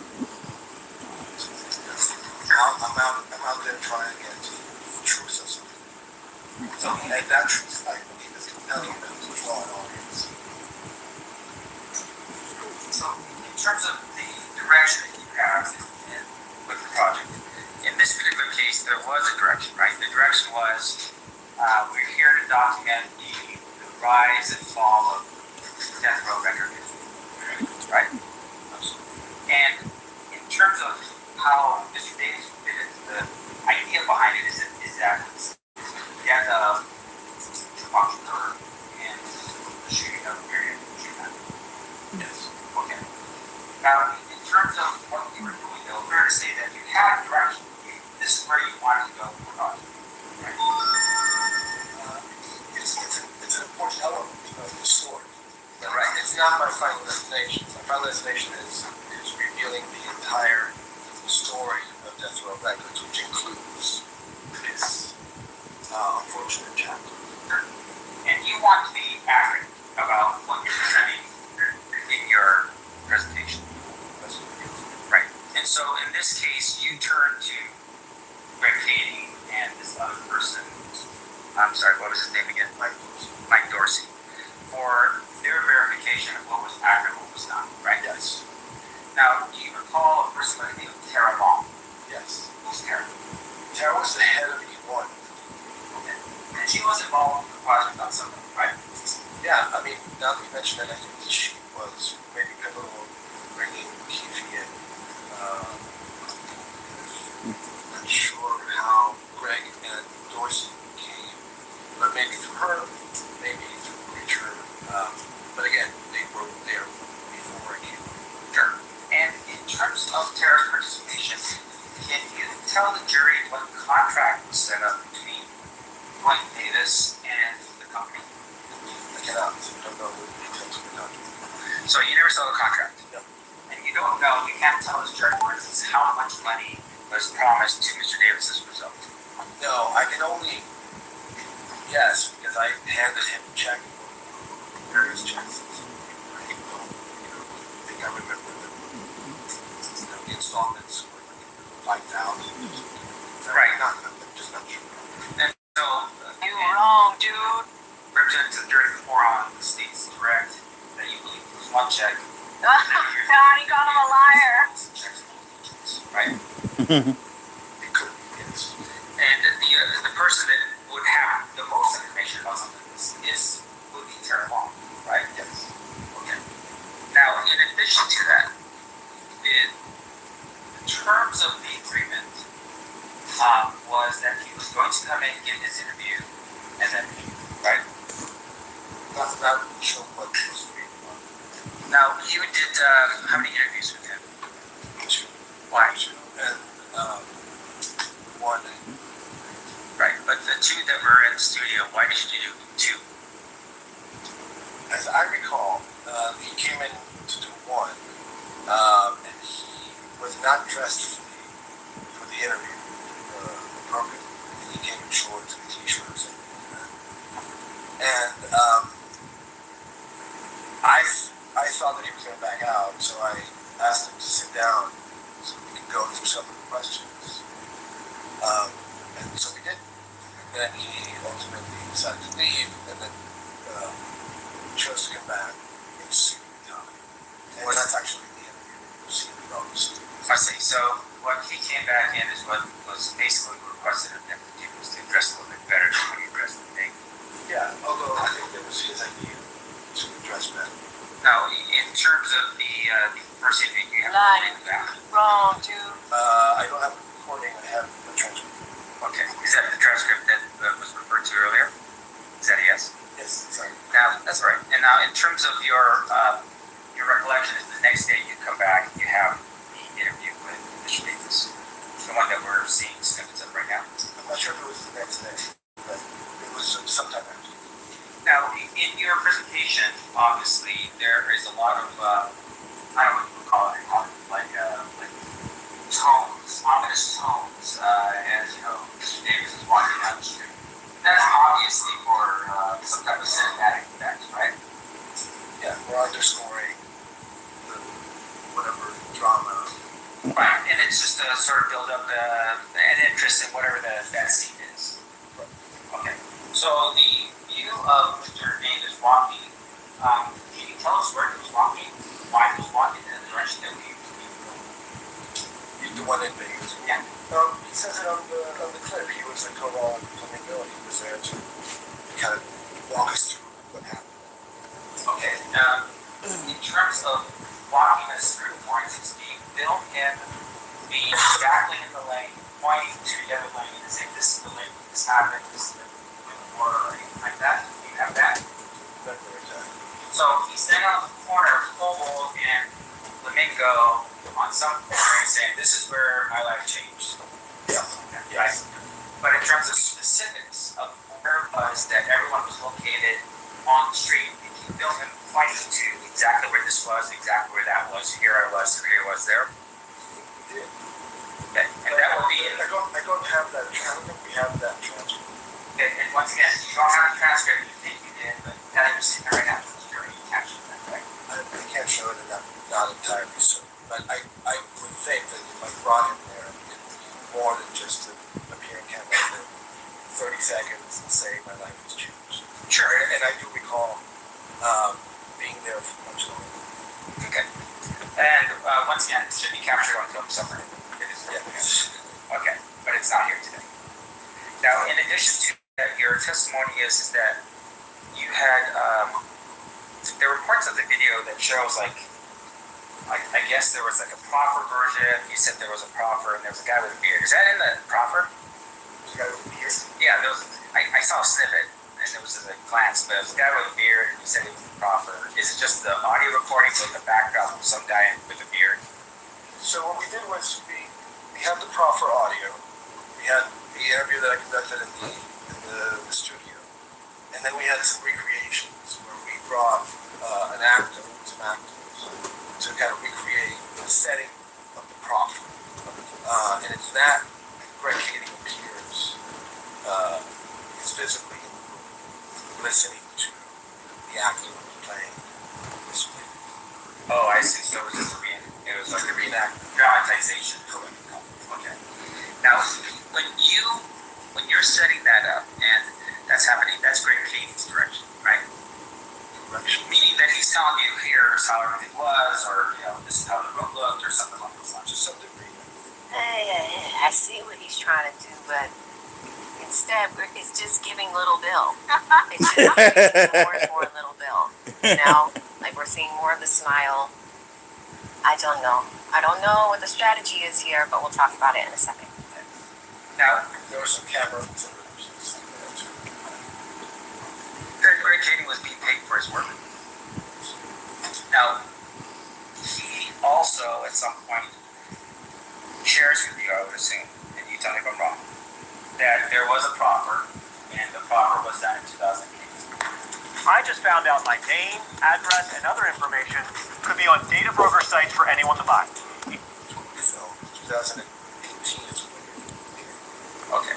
And you're hearing this from Greg Kading, and you understood, I was imagining based on the proffer, that there was an agreement that, hey, these guys give information, and on that information, he was not going to be prosecuted, right?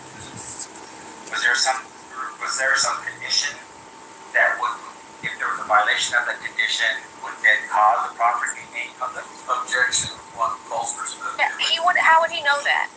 Correct. Great objection. It's let me rephrase the question first. Okay, so I'll sustain the objection and you will rephrase it. Let me ask you this. So, in terms of your interview, is that a yes? No, I'm listening. I know, but once again, when you say I just have to make sure it's clear for the record. I'm just listening to the questions. It's not easy. Okay. In terms of your recollection, was there a reason why, in your recollection, Mr. Davis did give his information to you? Yeah. Call for a little bit.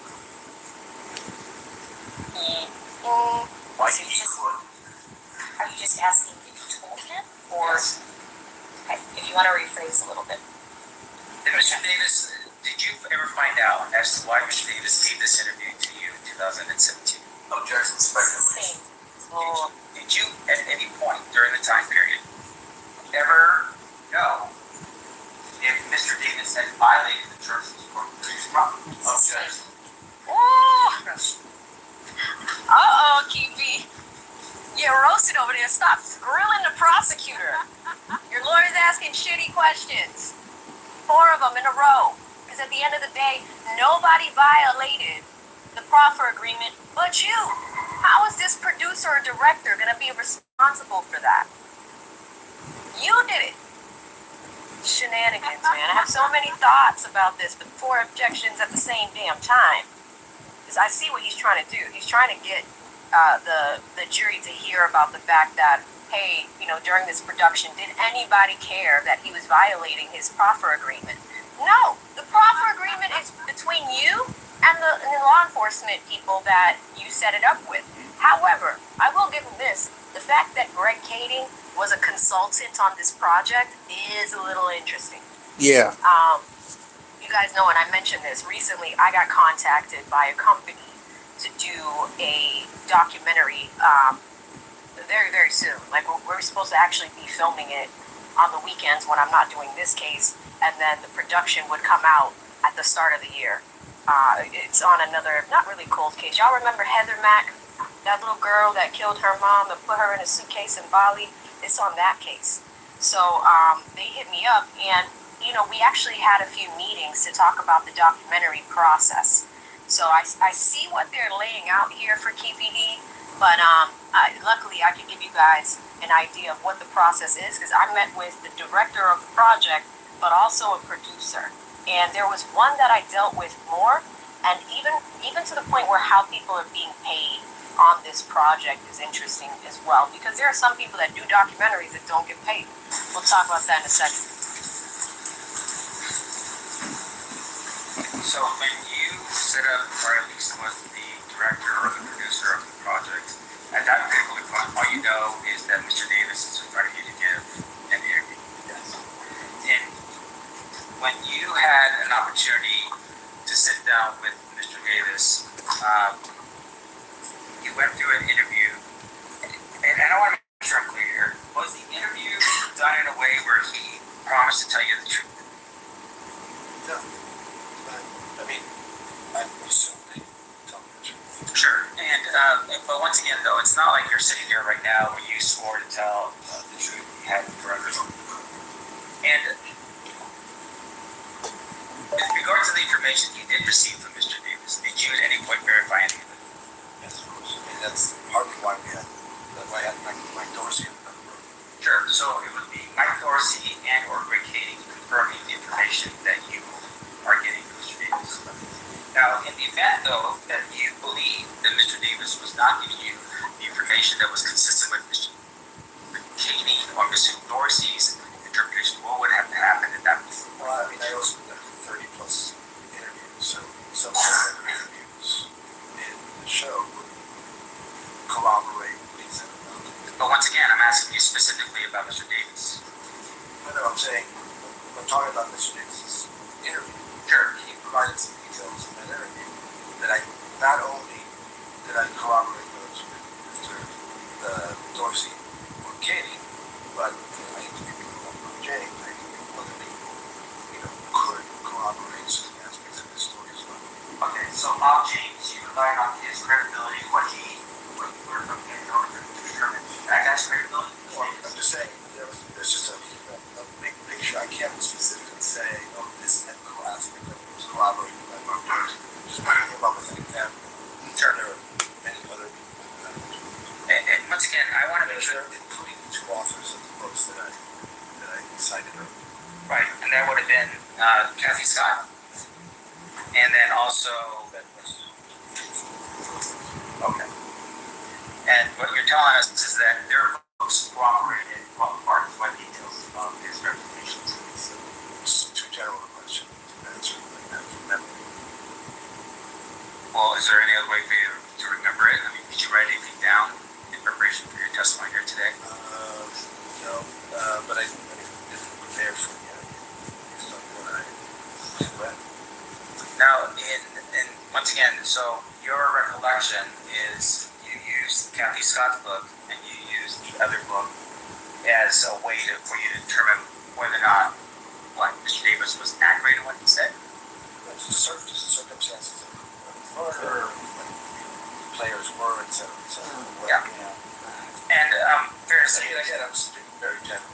fine. But in terms of the books themselves, were they books in which only you could get a hold of, or were these books accessible by the public?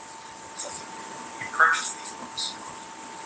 And in terms of the information that you had before you, was really available information either through Greg Kading's book, or in terms of Kathy Scott's book, or this other person. The information that you were comparing was information that was readily available in Greg Kading's book, Kathy Scott's book, or this other book you mentioned. Then something original gangsters thing. Is that yes? Yes. Now, after the series had been put together, did you at any point ever ask Mr. Davis to come back and just double check the series before you published it? No. It's not common practice. Sure. It's not common practice, meaning you are the one at the end to determine in which direction you want the presentation to go, right? And that's, I would imagine, some type of artistic license given to you and your people. Sure. The subject of the interview agrees to the interview, does condition check. Right. There's a release from those assignments.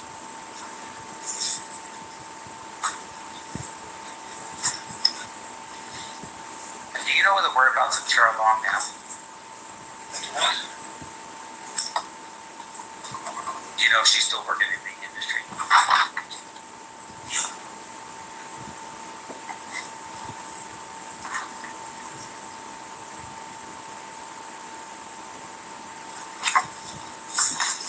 Oh God. Anything else, Keepy, that I should ask him?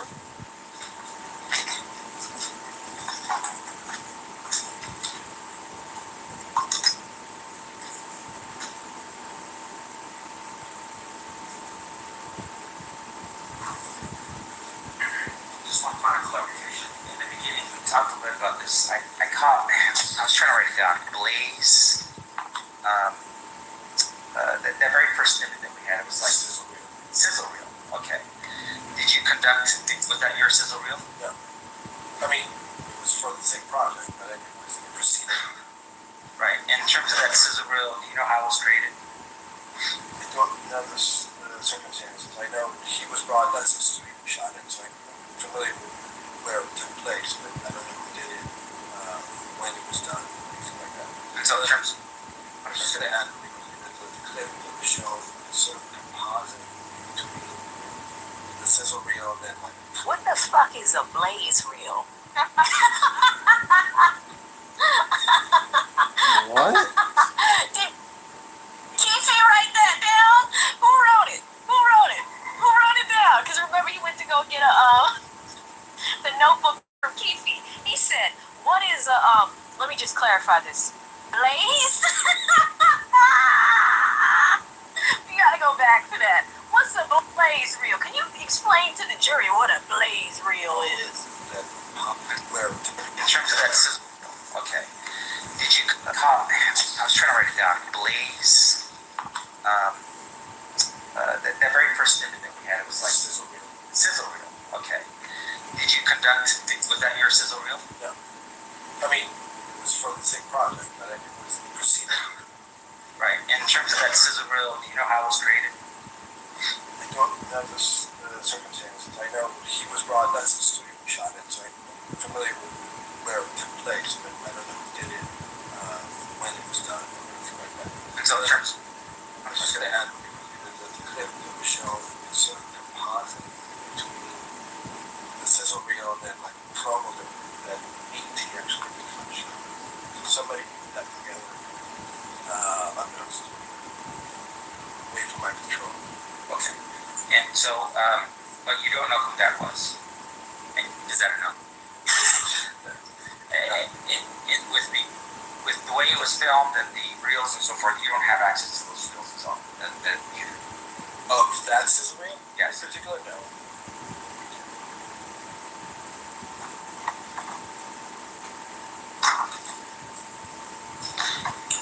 And I'm sorry, I don't know if I had asked you this question. I just want to make sure I did or not. The actual contract itself, did you ever see it for yourself? I did not. And is it something that you would have signed as a producer or what do they call that? Producer or? Yes. Is that something that I would have done? Yes. In some cases I have. But in this case, you did not. No. These are the terms that, sort of came with the job. Right. Was there any residuals here given to Mr. Davis as a result of this interview? Residuals? Meaning that, did he get any type of like percentages if Now that I know of, that's unlikely for this type of show or project. Can you tell us how much money was made from the creation of this particular project? No. I'm just a conduit. Make the show, I get paid for my part, and then it gets delivered, and then whatever happens, just let it go. Do you get a percentage of whatever is made in the future on the project? No. Very rarely I get residuals through my union. Belong to the Directors Guild. Sometimes there's very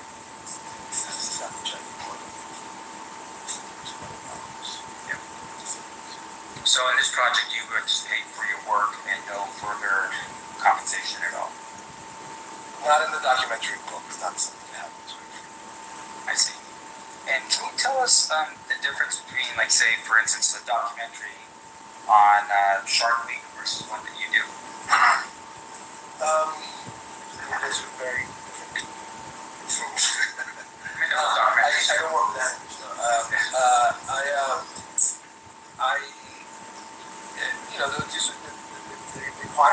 that sort of thing, underwater filming. There's just it's like apples and oranges. If you want to draw a distinction between reality TV and more health. Yeah, meaning, so there's reality TV, meaning you're filming a shark doing shark things, versus what you do, which is more interpretive. It's not. I want to be careful about how I answer this. When you're just in nature looking at an animal, there's an interpretation to it. There's music added to it. There's other components that fall into the category of artistic. Artistic input. I would say the same is true of documentaries like this, but they're rooted in wanting to present something that's real and accurate. That's the school I came from. But once again, that's an intention. Is that always the case? Sometimes it is. To a certain height. Thank you. Thank God. Thank you, No, thank you. Jury? Ladies and gentlemen, just again, 1 second. Ladies and gentlemen of the jury, any questions, please? We have a couple. Jury's on fire.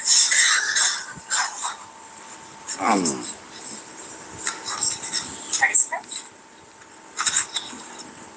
Yeah, I'm going to explain to you guys how the things work in the documentary world, just because I'm about to be on one. But those questions were horrendously bad. Michael Sand, there are some days he has good days, some days he has bad days. This is a little shaky. He started off okay with the witness before this one, but you can tell he doesn't know what he's talking about. He doesn't know the documentary world enough to shape good questions about it. And that's not good for KBD's defense, right? You have a person right there. I don't know if that person works with Michael Sam's office, but I see him sitting behind KBD almost every day. And notice that with this, he is standing behind KBD talking to him. So the jury has a few questions, it sounds like. There's more than one. And in the state of Nevada, the jury can ask the witnesses anything that they want, okay? Typically it happens around deliberation time. They will send back a list of questions. They will get answered. But in Nevada, things are done a little bit differently. As far as I know, my assistant wrote out all the questions leading up to day 4, and we had 15 of them from this jury so far. Today, we had one with the last witness, and we'll see how many we'll get with this one. If they break for lunch, I will give you guys your midday recap.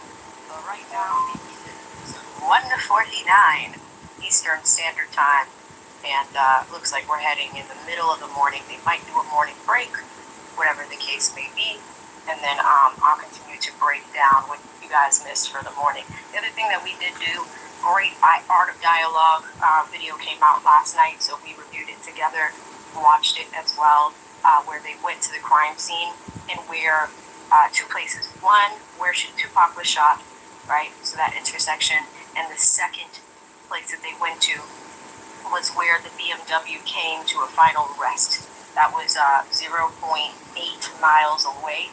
And it was really cool because one of the police sergeants that was there that night actually was in the video and took us on the journey of where the car came to a final rest. We also hear final rest.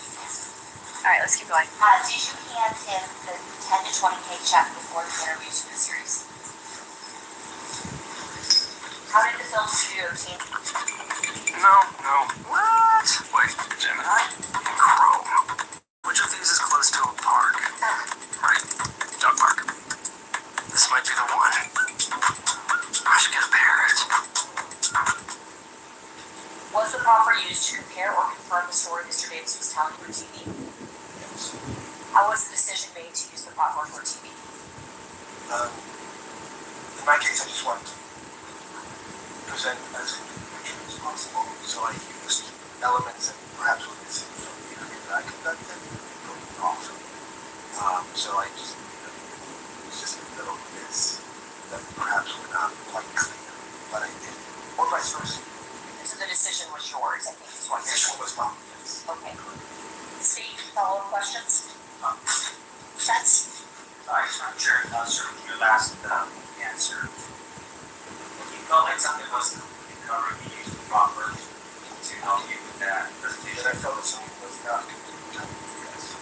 I used it. So not necessarily. Hold on, guys. I just want to make sure I'm getting my notes accurate. I missed question 4, so I'm going back 10 seconds, 10, 15 seconds. So something Okay. From the interview that I conducted, Was the proffer used to compare or confirm the story Mr. Davis was telling for TV? That's the one. How was the decision made to use the proffer for TV? in my case, I just wanted to present as information as possible, so I used elements that perhaps were missing from the interview that I conducted to go off. So I just, it's just little bits that perhaps were not quite clear, but I did, or vice versa. So the decision was yours, I think is what you're This saying. one was mine, yes. Okay. Steve, follow-up questions? Defense? Sorry, I'm sure sort of your last answer. If you felt like something wasn't completely covered, you used the proper to help you with that presentation. That I felt that something was not completely covered, yes. I used it. So not necessarily his own words in the interview, but rather something that was proper. It's the same thing, it's his own words. I understand, but I'm just saying that the timeline here, you're talking about the interview that occurs in 2017 versus the proper that was in 2008. Correct. Okay, thank you so much, Mr. Davis, for being with us. Have a good day. You're excused. I think the next thing we're going to do is listen to the 2009 interview. Does anyone need to take a restroom break before we do that for the jury? We do. Okay. So at this time, we will take a restroom break. We'll do 15 minutes. During this recess, you are admonished not to talk and converse amongst yourselves or with anyone else on any subject connected to the trial, or read, watch, or listen to any report or commentary on the trial of any person connected to this case by any means of information, including without limitation, newspaper, television, internet, radio, or form or express any opinion on any subject connected to the trial until the case is submitted to you. Thanks for waiting for that. I did the best. The court said I have to do it. So we'll see you guys back here now at 11:05. Please rise to the jury.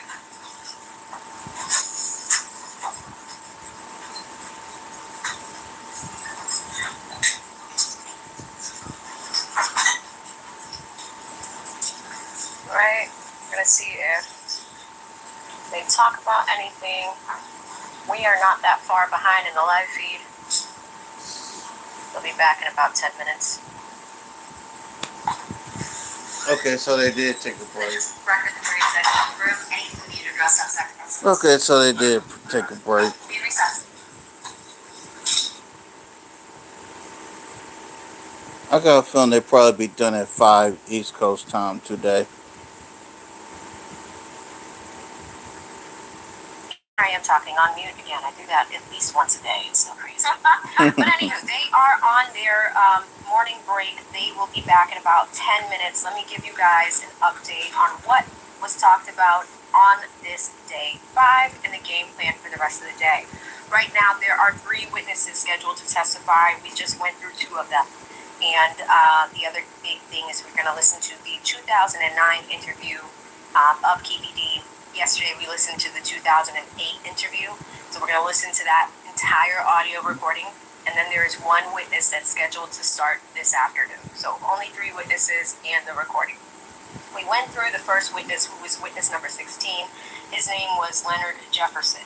Leonard Jefferson is ironically the man that took that final photograph of Suge and Tupac at a stoplight. They actually knew each other from LA. He used to sell cars, things of the like, and a lot of people from the LA area will go down to Vegas for these fights and things. So he was there. He had some prepaid tickets. He was there with somebody else. I didn't catch who he was there with, but he ended up selling his tickets, went back to his hotel, did a little bit of gambling. I think he was staying at a hotel across the street, the Monte Carlo, and then went about his business. A few hours later, that's after the gambling, he ends up ordering some pizzas, and he's on the road, he's on the strip, and look at this coincidence, Tupac and Suge roll up next to him in his car. He's in a white Suburban, they're in the black BMW. rolls down the window, and he's just like, "Hey y'all, what are y'all doing?" And Tupac answers. Tupac's trying to recognize him. He's just like, "Oh, it's you. What's going on, Leonard?" He's just like, what y'all got going on tonight?" And then Tupac says, "Oh, we're going to a show. You should follow us." So Leonard says, "I bet, I'm coming with you, right?" And he goes, "Oh, before we go, can I take a picture of you real quick?" And Tupac was like, "Yeah, man, sure." So that's a famous picture that we have, right? So Leonard, 2 cars go in front of Leonard. Leonard agrees, he cancels his pizza order. And then there is the green Lexus, and he is, I think, in third position. There's 2 cars that went in front of him. He ended up in third position in this caravan, right? So he explains what happens. His car is a little bit further back, but he does not see what happens, but hears the gunshots when this transpires, right? They're waiting their turn. Somebody, the white Cadillac. He did not say he saw the white Cadillac. The white Cadillac comes up next to Tupac. He hears the shots, hears a commotion. The people in front of him in the green Lexus get out of the car. Everybody starts getting out of their cars, and they're running towards the BMW to see if Suge and Pac are cool. Okay? So that's what Leonard attested to. Now, crazy thing that happens after that, people start to think that Leonard is a part of the caravan, even though he is, but that he was there throughout the whole night. So the cops respond to the scene, take all these brothers from the cars, throw them on the ground. There was a picture of all the guys sitting on the ground, handcuffed, being questioned, things of the like. Now, the odd thing is when that happens, guess they went to a second scene, and one of the cops drove Leonard's car. Said, no, you get in the cruiser, one of the cops is going to drive your car. What the fuck is that? So, I don't know what the fuck that was. That was crazy. So, interesting stuff that came out on cross-examination. Keefe D's attorney came up, and there's always 2 things with him. If you're law enforcement, he wants to know if you wrote a report. If you're not law enforcement, he's going to show you the map and show us where everything happened. He did this with a lot of the lay witnesses, and when I say lay witnesses, I mean people that are not healthcare professionals, law enforcement, first responders, things of the like, right? He does it with almost all of them. He did it with Auntie on day 1. This is witness number 2, the woman that was one of the 4 women in the Sebring in that car, with the back shot out. Notice what he'll also do with people that were at the crime scene, because he did it with her. At one point, was Tupac hanging out of the car saying, while fans were next to him and people were running up saying, "Tupac, Tupac." Why does he keep doing that? Keefe D's dumbass keeps saying that in this book and in all the interviews. And Michael Sand's approach is, and he said it on day 1, Keefe D's full of shit. And he is using the legal strategy that my client is a liar. So he's going to continuously ask the lay witnesses that question. It's going to be the map, it's going to be that, I guarantee, because we've seen it with law enforcement. Did you write a report? With lay witnesses, it's the map. Now, the other thing is he's trying to show that other people have had some monetary gain from this situation. One being, he asked Leonard, "Hey, did you sell the rights to the picture? Did you make money from the picture? How did everything work with the picture?" So he's trying to show that other people have profited off of this and not only his client.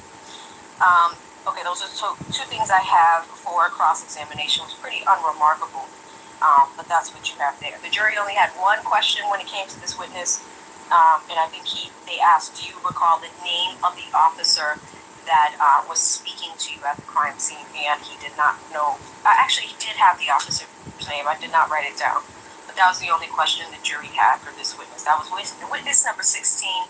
Leonard Jefferson, the man that took the final photo of Tupac Shakur. Moving on to the witness that we just saw, number 17, Mario Diaz. He was a filmmaker and helped produce the documentary for BET. Now, let me explain this because I have been trying to tell you guys a little bit about my experience, definitely as a YouTuber. It just hit 100,000. Shout out to me. I have been doing a lot of news spots lately, and with that comes exposure. And people look at the book of work and the other cases that we've covered on this channel. We don't just do trials when we're outside of trial season. I will go into like old cases and true crime and stuff like that. So I recently got contacted for a case I covered when I first started, like the Heather Mack case. Now I told you guys about Heather Mack. I think she was like the daughter of a celebrity or something like that. She was from a biracial family. Her mother and her dad. Her mother was a white woman. Her dad was a black man. And, she had a lot of problems with her mom, was fighting with her mom in her teenage years. For some reason, she ended up on a vacation in Bali with her teenage boyfriend. And because she fell pregnant and didn't want to tell her mom, her and her boyfriend killed her mom. They put her mom in a suitcase, got in a taxi in Bali, and then the taxi cab driver is like, what the hell's going on? These kids run out of the car, leave the dead mom in the luggage in the taxi. They open up the luggage and they find out there's this woman, poor woman, is in the taxi. Okay? She got charged for murder and is doing time in Bali. So I did a video on it years ago. And this company hit me up. And I need to explain this so you guys understand how documentaries work. Because, I ask all types of legal questions. I was like, you want me in a documentary? Let's talk about it.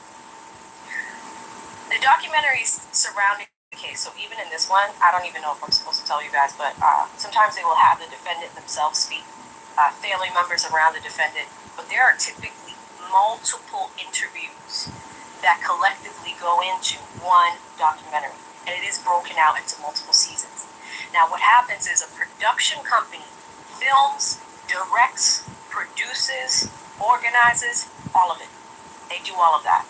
And what happens is they will go to a big network, and that big network will pay for the show. Okay? So the big network might have some requests to get the deal done, but it's ultimately a production company. The gentleman that we just saw was from a production company that produced that BET series. So although they did most of the work to produce the show, at the end of the day, the show belongs to BET. It's all a business when you really think about this stuff, right? So sometimes you will find that if there's a group of 40 interviews, maybe your big fish get paid. Like the first, the biggest 2 or 3 people that you need for the show get paid. Whereas a majority, so like legal experts like me, law enforcement people, stuff like that, no one else gets paid. So like, I just recently learned this. I said, you want my time and you're not paying me? And like we have to talk through what all that looks like.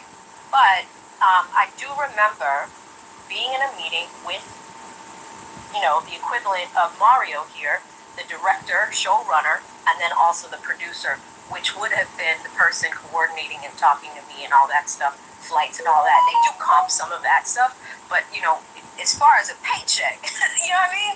If you ain't one of the big fish, you ain't getting paid. Looks like they're filing in, so let me do this. I'm going to hit pause. The jury's probably going to come in a second. Let me do this very fast. Okay, so on direct examination, we learned that Greg Kading was a consultant for this project along with Mike Dorsey, who was a documentarian as well. While they were doing the documentary, Mike Dorsey had his own set of audio recordings. Okay, it is likely that we are going to see those recordings in evidence at some point. Maybe Mike comes on the stand as well. We haven't seen Greg Kading. I thought we would today, but it's probably because we need to figure out the paper trail when it comes to Greg. What did he do after this proper agreement? What did he do after 2009? Remember what's been coming out on speculation that he stole some of these files and shit like that. We need to see what's going on. So we have Greg Kading, Mike Dorsey, who are consultants for this project, and then you have Keefe, and then you have Suge. Ironically, they didn't talk about Suge that much, but they did talk about Keefe. Keefe, in totality, was paid about $10,000 to $20,000 for this project, 2 interviews in total, and this happened in the summer of 2017. I did look at the book, and I went to the copyright page on the front. This book was officially published in 2019, so a little bit before the book came out. Now this collection was about 6 episodes sold to BET. but Mario was the main filmmaker. There was a name that came up, and this is probably the handler, kind of like how I mentioned to you guys that a producer is the main person I talk to, but I had a meeting with the director. I barely talked to the director, it's mostly the producer. I forget her name. Yep, Tara Long. Here it is. So Tara is probably the person that Keefy D was talking to the most and negotiating with as he was running this. On cross-examination, we find Michael Stamp here starting stronger than how he ended, but he wanted some clarity for the jury. Number one, what is your role? What is your role, Mario? Mario says, I'm a showrunner, director, producer, and he talked about all the standard things when it comes to documentaries, right? He also asked if Keefy D had a contract. Obviously, he did, because he wanted to speak just on you that got paid, and that would happen within the execution of a contract. It is likely that Tara was the one that was managing that contract, and then you can negotiate for residuals. You can, because even for me, from my name and likeness, we did talk about that. So I wonder if that is included in the contract. Would this person have it? I don't know. They should, if they are properly keeping business records. Keefy D was laughing and smirking and actually mouthing the word liar when Mario was on the stand. Mario did admit to giving Keefy D a check himself once. He doesn't remember what the amounts were, but the other payments were in pieces, and those were handled by somebody else. It's likely that it was Tara. Also on cross, Michael Stamp did ask, hey, have you kept track of Tara? Where's she at now? Michael, you need to know that. How do you not know that? And then shout out to Uncle Gene when we were watching, I was telling you guys about Gene Deal. Gene Deal was on Art of Dialogue Monday, Tuesday, and there was another thing that Michael Stamp did not know that Gene Deal told him. It was just like, hey, you really want somebody to testify for you? How come you're not going to get this guy to go testify for you? And Michael started Keefy D's, representing Keefy D in April.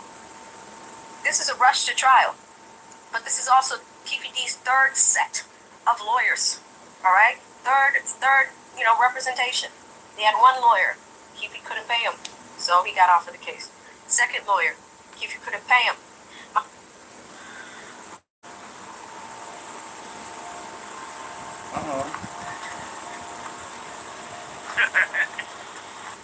So you have that situation. The other, I'll give him a point for this. Usually I give him 1 point a day. Here's his point. There was a point where they were talking about different scenes in the documentary. And one of those scenes included Greg Kading in the footage and an actor being Keefy D. And it was a recreation of the proffer agreement. Granted, he lost me when he was trying to put the verification of the proffer or the breaking of the proffer on this production company or on this project. Where Keefy D is a grown adult, he knows the terms of the proffer, but what was also big is, how did y'all get the recording of the proffer? Remember, they're trying to pin it on Reggie, pin it on Greg. It's a big part of the defense strategy, okay? Then we talked about a blaze reel versus a sizzle reel. That was quite comical. Sharks doing shark things. What's the difference between a Shark Week, documentary versus something like this, a crime documentary, criminology? I do think that Michael Stamp should have done his homework with this stuff before you go on cross with a witness like this, because this witness did pretty well. He did. He held his ground. Jury, ironically, this is the most they've had. 5 questions for this witness. 5. They usually have 1 or 2. They had 5 questions for this witness. First one, did you give him a check before the production of the project? Answer, no. The 2008 recording of the proffer, how did you use that? How did you get it? And then he mentioned that it was provided either by Mike Dorsey or Greg Kading. 3, did Keefy have a right to edit this at all? Did he have any say in that? Answer, no. That's pretty standard. 4, was a proffer used to compare what was shared for TV, or how were you going to use it? He said that it was for comparison and to verify information. Next, decision to use pieces of the proffer, was that yours as a showrunner? Answer, yes. So that gives you your midday recap, or at least your morning recap, they should be back by this point, so I'm going to go ahead and skip ahead, and we're going to get to the 2009 recording for the next hour or so before they break for lunch. Remember, please hit the like button because I am going to be doing a merch giveaway today. I'll give you some instructions on how that works, but the more people that hit the like button, the more opportunities you'll have to win. So let's hit the play button and go back in. Okay, I think they have started it. Here we go. Jerry's coming back in.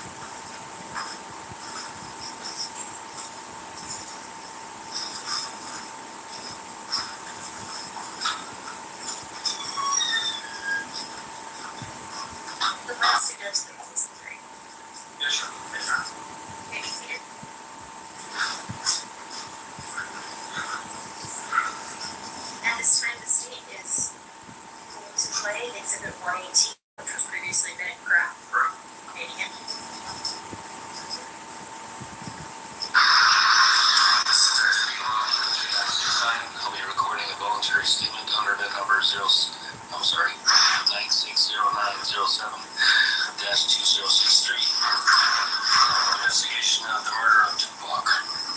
Date time occurrence is 9/9/11 at 12:20 hours. We're in an LAPD office called LA HIDA, HIDTA, which is Detective Decree with LAPD. Going into the interview. First one is last name. First Dwayne. Also known to Tony.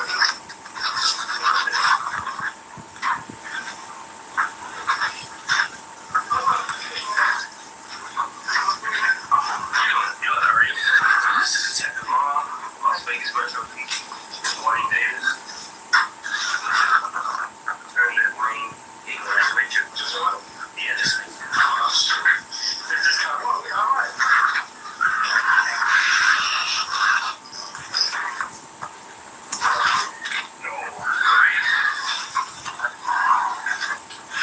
Okay, so you were an investigating officer?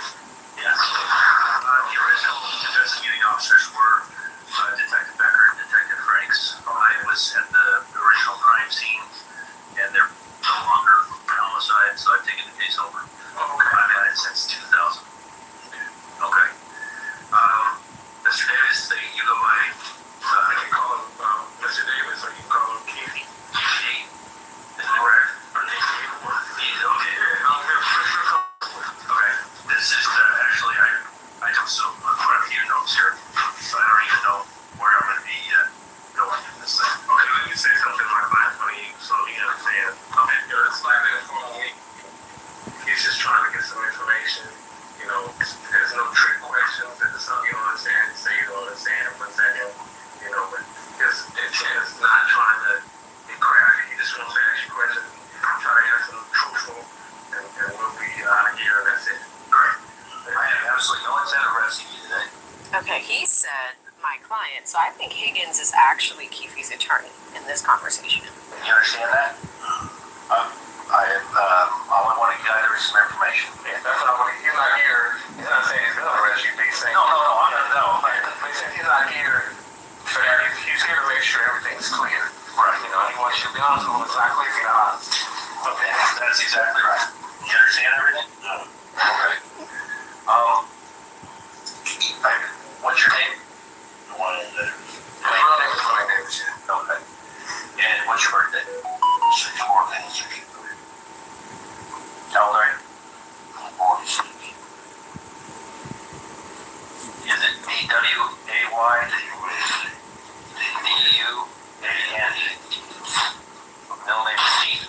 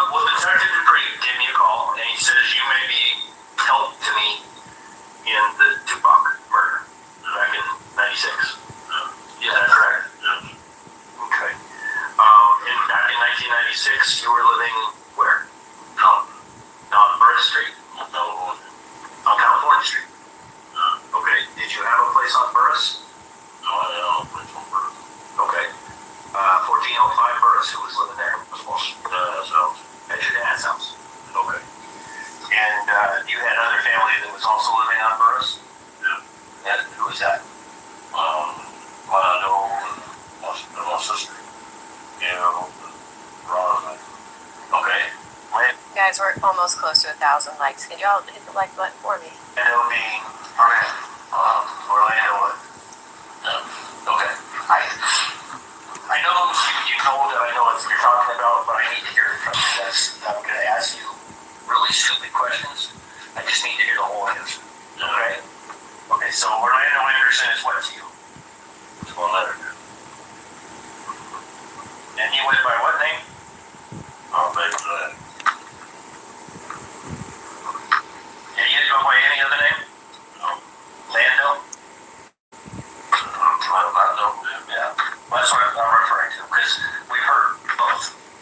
So I just want to know if that's the person we're talking about. Okay. Did you have any other family over there? No. Or did you have a brother? Brother.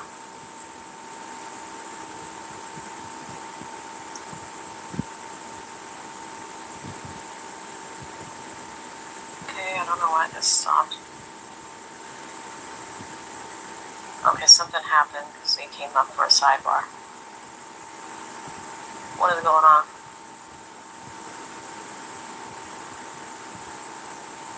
Uh-oh. Beefy's confused too. They just cut the recording, they muted it, and asked if the sidebar is happening with the attorneys and the judge. Beefy's confused. Okay, we're gonna start replaying, or we're gonna continue. Okay, we're gonna start replaying, or we're gonna continue playing, sorry. Okay. Specifically living on Burris. Kevin? No, he wasn't on birth. No, he wasn't? Okay, where did Kevin live? In 96, you say?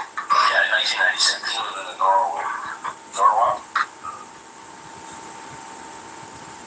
Okay. Back in 1996, you were affiliated with a gang. Okay, thank you. You were affiliated with a street gang?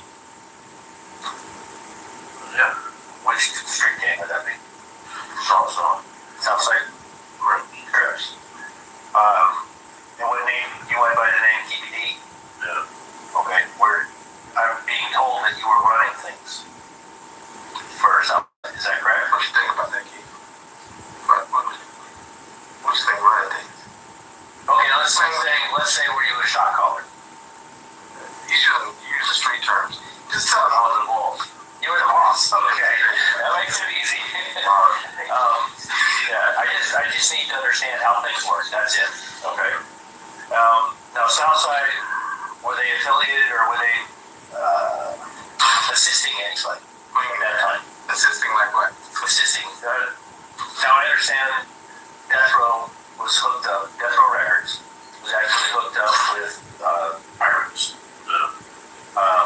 Was Southside assisting anybody on the other side? You understand what I'm asking? Just friends. Friends with who? With Bad Boy Records. Okay, that's what I was asking.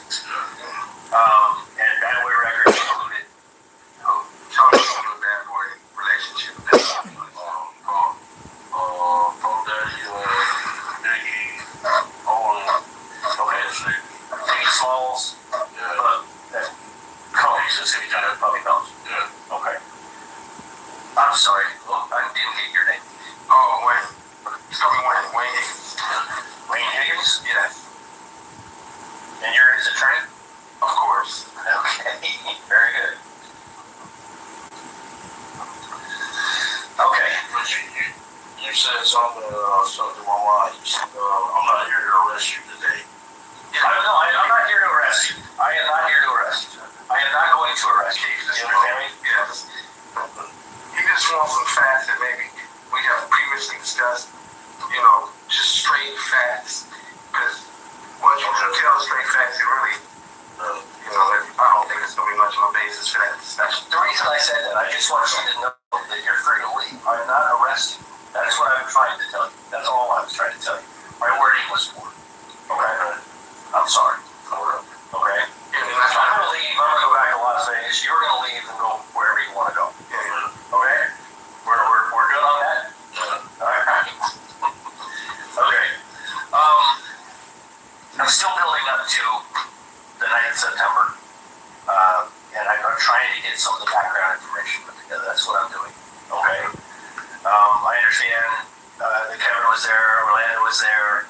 Who else went to California? Las Vegas with you. Or met with you in Las Vegas. How should I put it that way? Tell him the PP was around when he was in age. Corey Owens.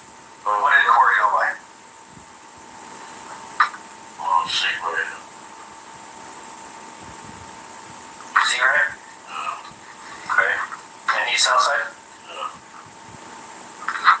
And, okay. Is he still alive now? Yeah. Okay. Who else? Andre Smith, DeAndre Smith. I remember DeAndre. That's Big Dre? Excuse me.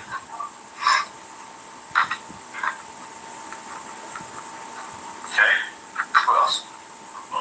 Wendell Prince. What did Wendell Prince? Yeah. What did Wendell go by? Wayne. When? Or when? Wayne. When? W-E-N or W-I-N? W-Y-N-N. Okay. Who else? T. Brown. That's Terrence? No, Terry. Terry Brown.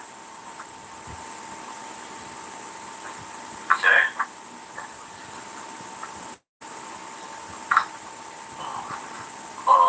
Tracy Session.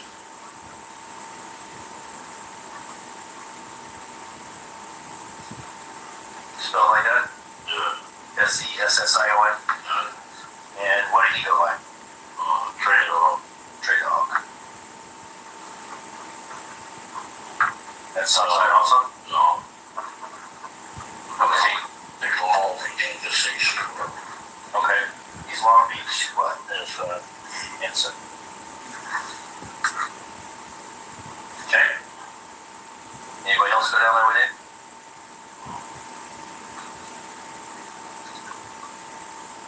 Keith? me. No. Nephew? Yeah, I got Orlando, I got Kevin, Corey, DeAndre, Wendell, Terry, Tracy. Your wife was down there too, right? Anybody else? And Kevin's wife. Okay. What was her name? Jen You know what? Davis.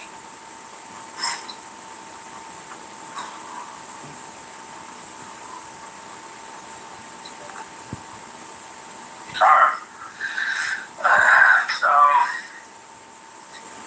How did everybody get down? I'm sorry, was Orlando thrown down there too?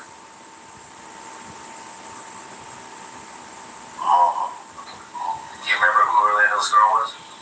Who was that? Rashina. Rashina? Rashina. You have any idea how to spell that? R-A-S-H-I-N-A. Rashina Smith. Okay, very good. Almost.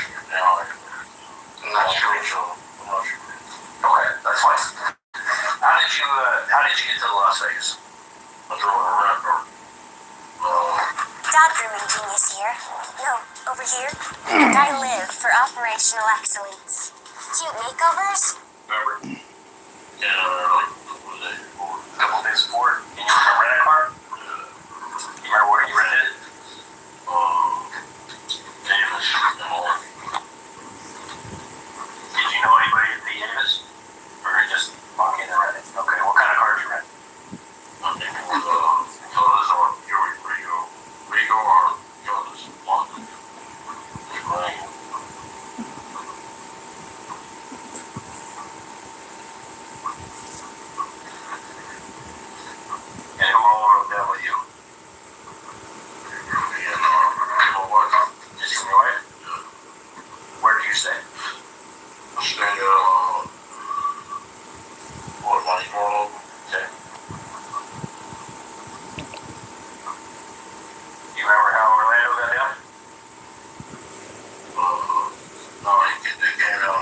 the day of the fight.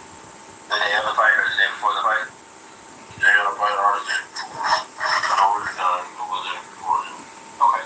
And how did Orlando get down? Him and Big Dre guy. What kind of car?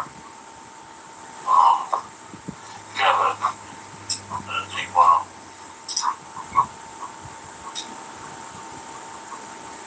Okay. Where did the Cadillac come from? The guy from LA.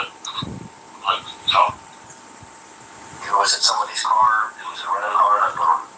Do you remember from where? Okay. What color was the Cadillac? What? Four-door? Big one? You remember what kind of cat? Four doors, right? You know where that car went? What do you mean went? Afterwards, did it get returned to the rental car place? It did. Okay. You don't remember what company it was? No. Okay. You remember who rented it? No.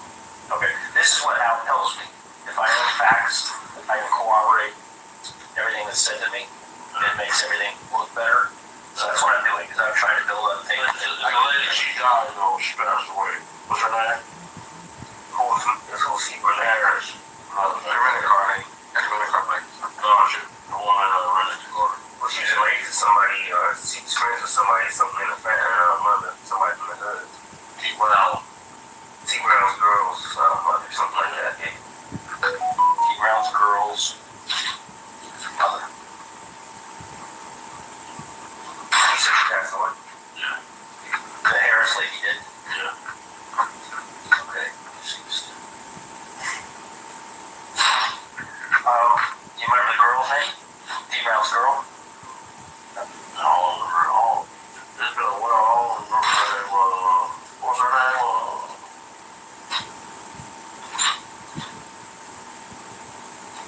Was her last name Harris? I think so. Okay. You remember the first name at all? No. Jeez. No, I don't remember. You said Tisa or Teresa? I don't know. Teresa's guess, I don't think you. Yeah, I'll get back with you. Alright. Okay. And who else from Compton went down? Just the people in here.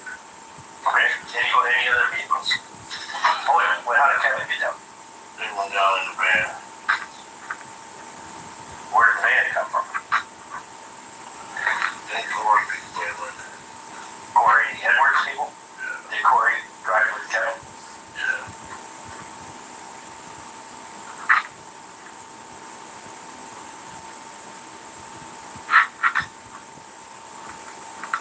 What color was the van? I think it was blue or something, man. You remember what kind of van? Astro or something. Okay. And you think Corey Edwards people rented it? Yeah, I think so. Any idea who? No. Okay. And so Kevin Davis, Corey Edwards, who else were in that car, in the van? Man, Trace. Wendell Prince and Tracy Sessions. Okay. Did they go down the day before also, or do you remember? Same day, I think. Okay. Or do you remember where Orlando, Big Dre, and T. Brown, where they stayed?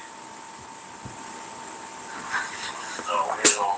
Y'all always remember. At the Monte Carlo. All of us? What about your brother, Corey Wendell, and Tracy? Where did they stay? Monte Carlo.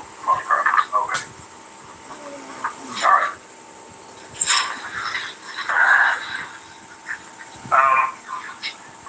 Tell me a little bit about I did not what the mean problem what. was between Bad Boy and Death Row. Can you give me any history on the problems they had? They want Big Jake and all that.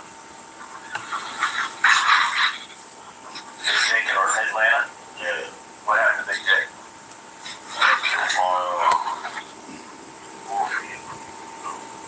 Okay, who is Big J affiliated with?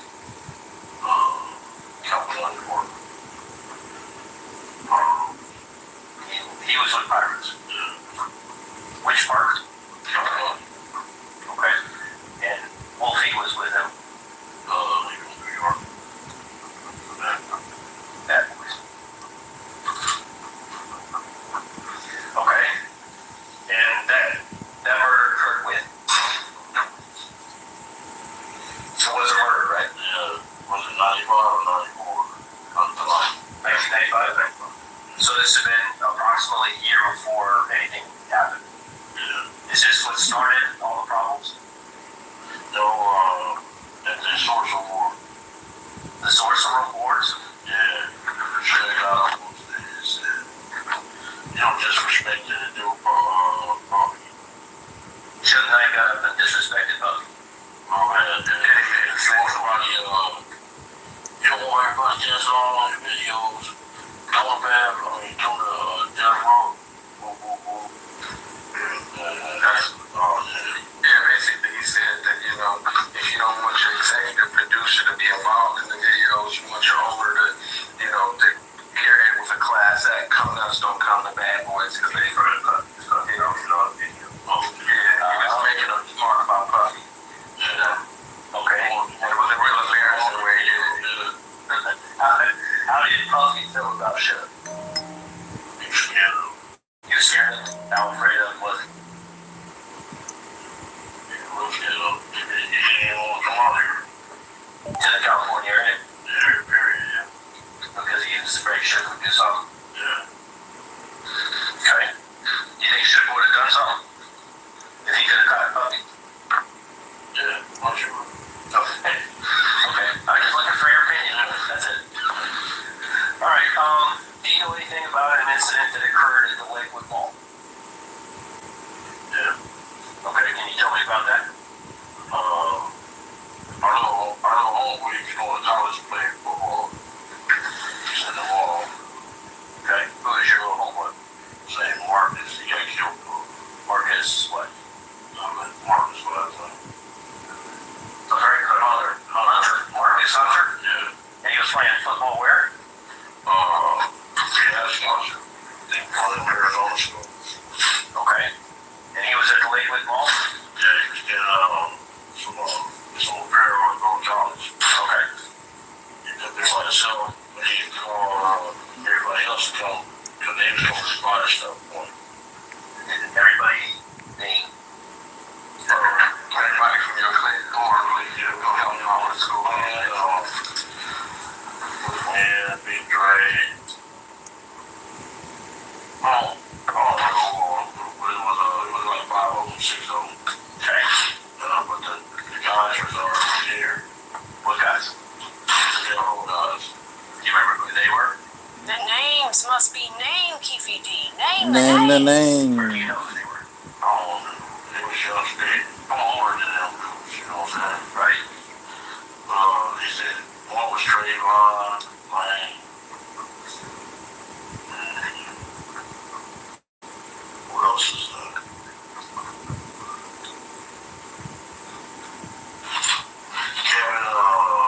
Kevin Wood.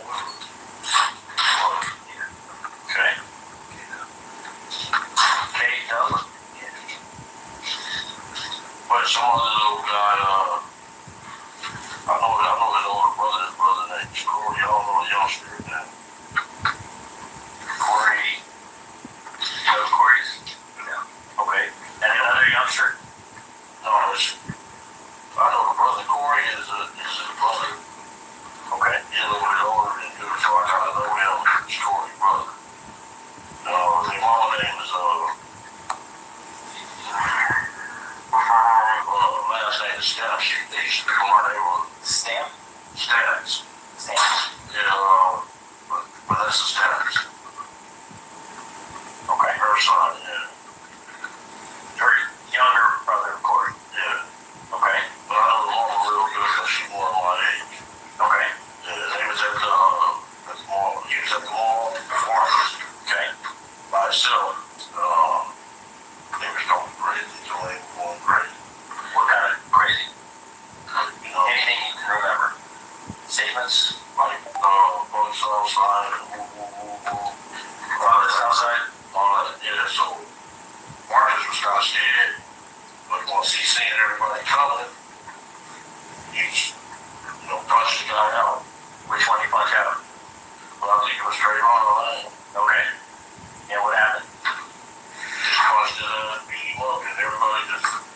Show me in, whoop their ass.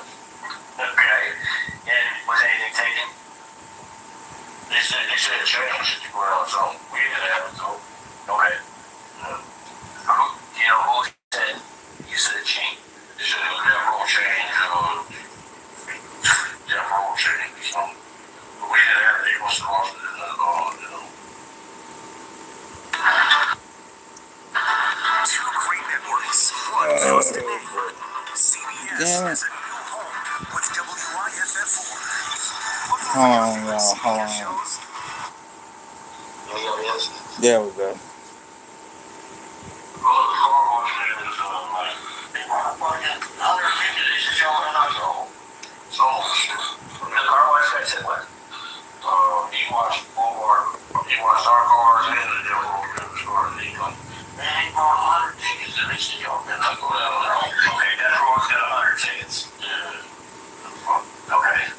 What we had in one of the fights since 1986, 87, before the rappers even started one of this. Right. Yeah. So were you worried about that for 100 tickets? I played football with the guy. I don't know if he saw. We should have got to play football with him. His daddy was like, college. Oh yeah, where'd you play football? The great conference, Pop Warner. Oh, we did. So he's like 8, 9 years old. We know his song. What's that? Okay. You know their song. I don't know, should you? You should have just song. Okay. All right. So, Sugar's a big guy though. He saw him. I played football with him. He was our center.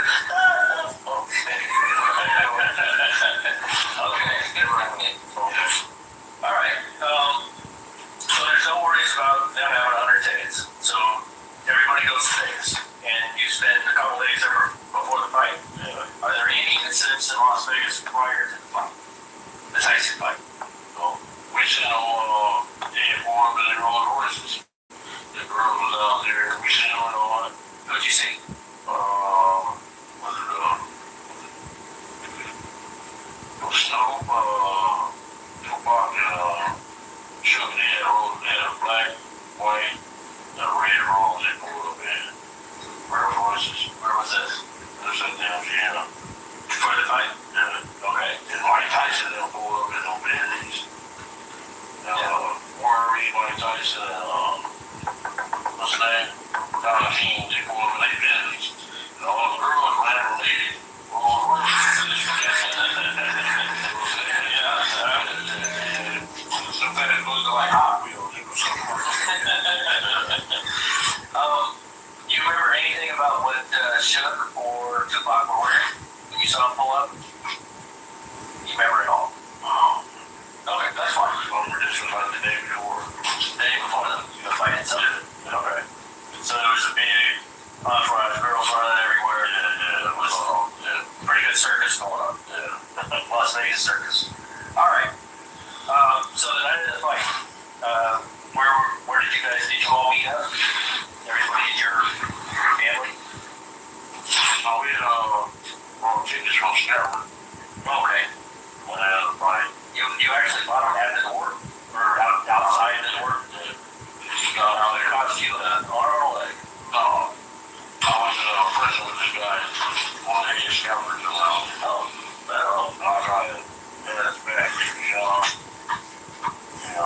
So he didn't move on when I fight. Oh, good. There you go. I said, it's not just no matter. They did everything. Probably everything. Okay. All right, that's fine. I don't want to go into that.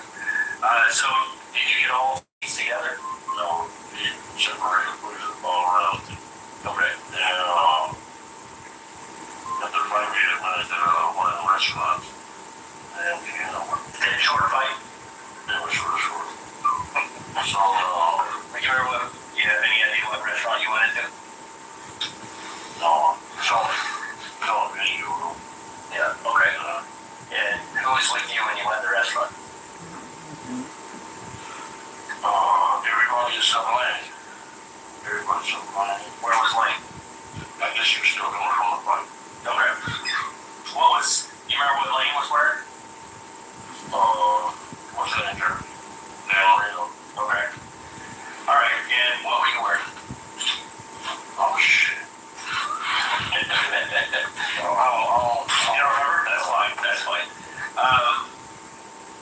So were you present when they had the problems? Okay. Maybe Lenny told you what happened? Also, one of the other guys came to the restaurant. Who were the other guys? He scarfed down. Okay. What's that? What's that? East Coast. Well, no. The critter, no. It's on East Coast? Oh, you saw that? Oh, Trey. not Fred, South Boy. Oh, I should have did. You know, in Carolina. oh, and Anthony Trey. Yeah. Anthony Trey. That's what they told me. Yeah. He's on East Coast. Yeah. Anthony Trey. T-R-E-T-T. Every single time you do this, don't touch me. What is this show? Who are these people? Explain what happened between Jessica and her ex in an infographic. Okay. Got it. That's Connor. That's the guy. Okay. Is Anthony a little older? Was he a little older in 1996 is what I'm saying?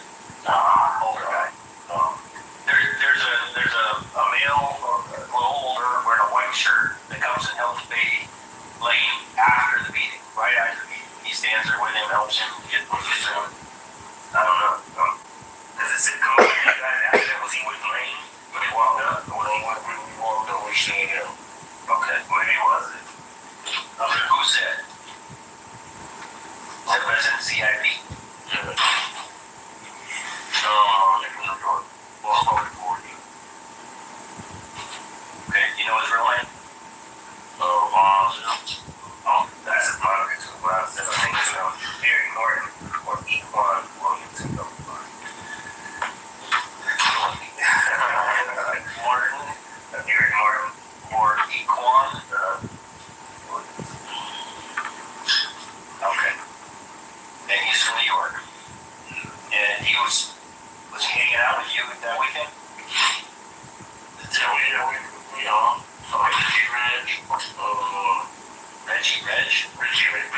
Reggie Reg. Oh, okay.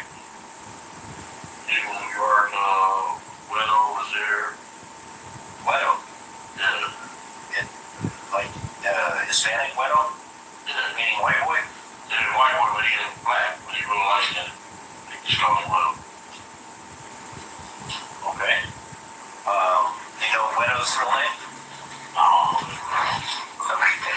Richie Rich, do we have any idea what his real name is?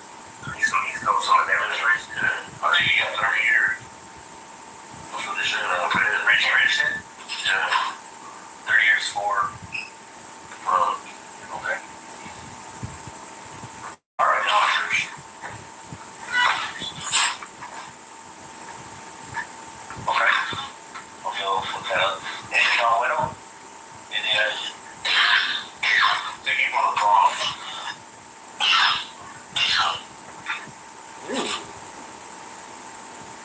I'm not sure how to spell Widow. W-E-T-O? Widow. No, that's the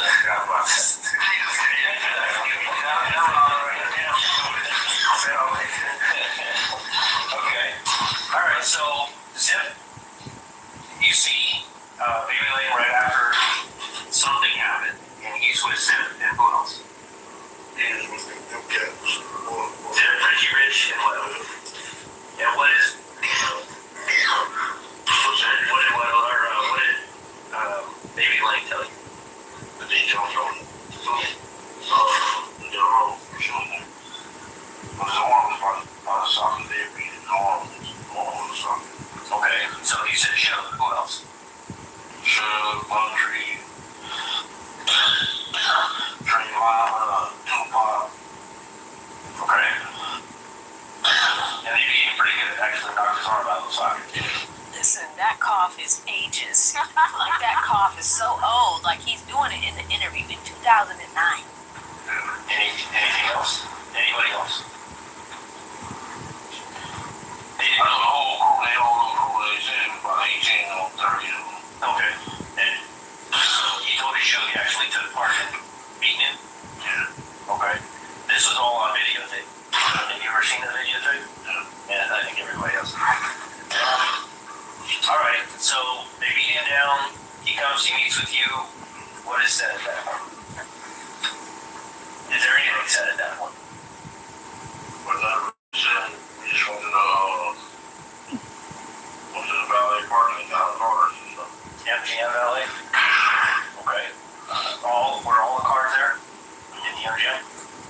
Yeah. Okay. So the van, the white Cadillac, and the Buick. Yeah. You okay? Yeah, I need some water. He was coughing in the audio recording and coughing in court. Damn. Really, dude? Nothing is said at that point. You want to wait for him to get back? Go on. Okay. So, you would go to meet your cars. How is David Lane feeling? Is he feeling? Definitely. You know, the doctor. Well, he goes to the hospital. Yeah. Okay. Is he angry? Was he mad? Yeah. No, I believe he does. I'm trying to. Did he say anything? He was like, nah, they were using that. You know, you go to the doctor, man. Okay. So you go out to the cars. What is Zip and Richie Rich? What are they driving? Did they go to the black vans. black Mercedes? Yeah.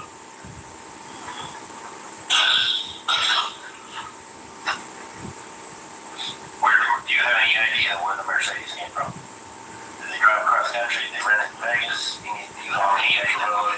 It's from LA. Yeah. Did you know you can start college level courses right now? At Sophia Learning, we say no, so you can say yes. No to expensive textbooks. Yes to getting started. No to assignment deadlines. Yes to real life. No to campus commutes. Yes to learning anywhere. Maybe you said no to college. Maybe you put college off for someday. You can say yes. You pull out of LA, you drive away. Well, I went to Paula to the hotel and gave her some money to go. Okay. I was up to the Grand Hotel. With your brother? Yeah. And whoever else is in there? Yeah. And what about the Cadillac? Is that with you? Yeah, that's what it is. And is the Mercedes with you? No. It's not with you. Okay, what about the Buick? You leave that at the Excalibur? Or no, I'm sorry, Monte Carlo. Monte Carlo. Yeah. Gotta get my hotels right. So where do you go from there?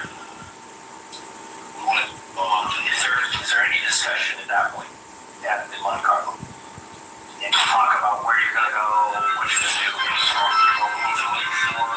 get some crack. Whose cell phone was that?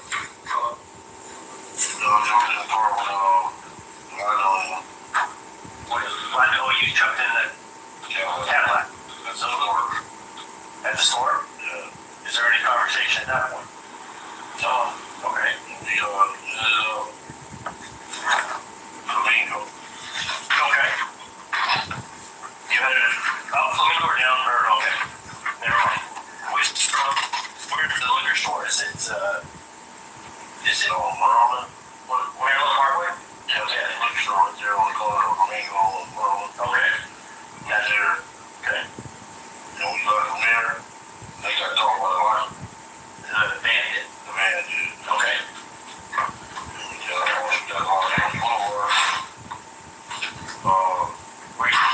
Where were you guys going? Were you looking for something? We was going to the MC. Going to the hotel. Back to the hotel. We had our drinks and stuff. Okay. This is where we're at. They leave. He drops his wife off at the Monte Carlo, and he leaves the Buick at the Monte Carlo. He then jumps into the van with his brother and those guys, and they're followed by the Cadillac. They drive to Maryland Parkway and Flamingo, which is going to be easy. And they go to a liquor store to buy some liquor. They then decide to drive up Flamingo to the boulevard. Yeah. And you're now in the Cadillac. Yeah. With Baby Lane. And the van is following him at this point. No, the van was That's stuck in the at Maryland Parkway or one of the ones. Okay. So you're headed west on Flamingo. Okay. Okay. And we had Tomato all the way to Flamingo. And he took our hanging out the window. And all the girls on the grass on the corner. She said, oh, the motherfucker's right there. And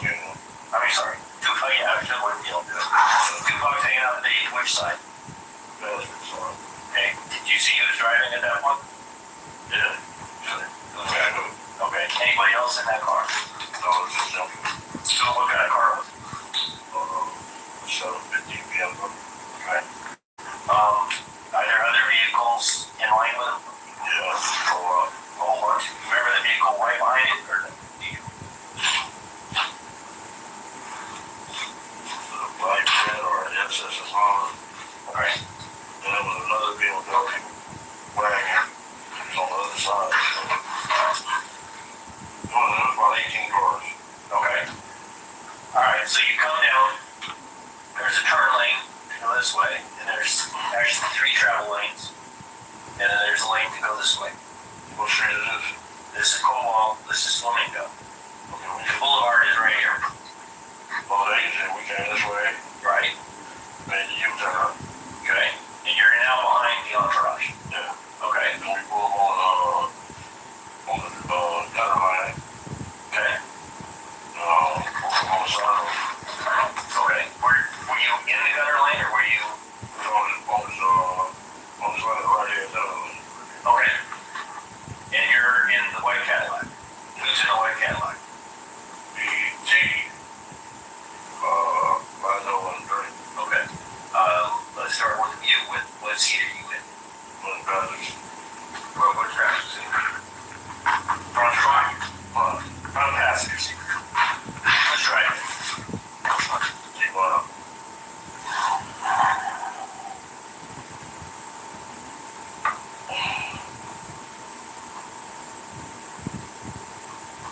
Who's behind T Brown? Big Drake.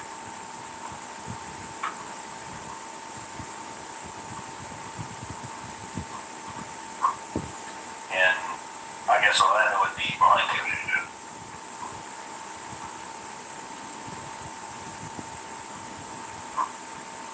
Okay. And you drive up on the gutter side, and the BMW, the black BMW was showing Tupac, or in a travel lane. Yeah, the second line. The second one. Yeah, that middle line there. Okay. And you said there was another BMW. Like BMW wagon on this, Okay. Dodgy bed, SS and all kind of them. Anyway, you know, white colors. Okay. And so you pull up alongside. Is there any discussion to this one? No. Okay. What happened when you pulled up alongside? But you gotta be clear. He asked you, you say got to shoot. What do you mean got to shoot?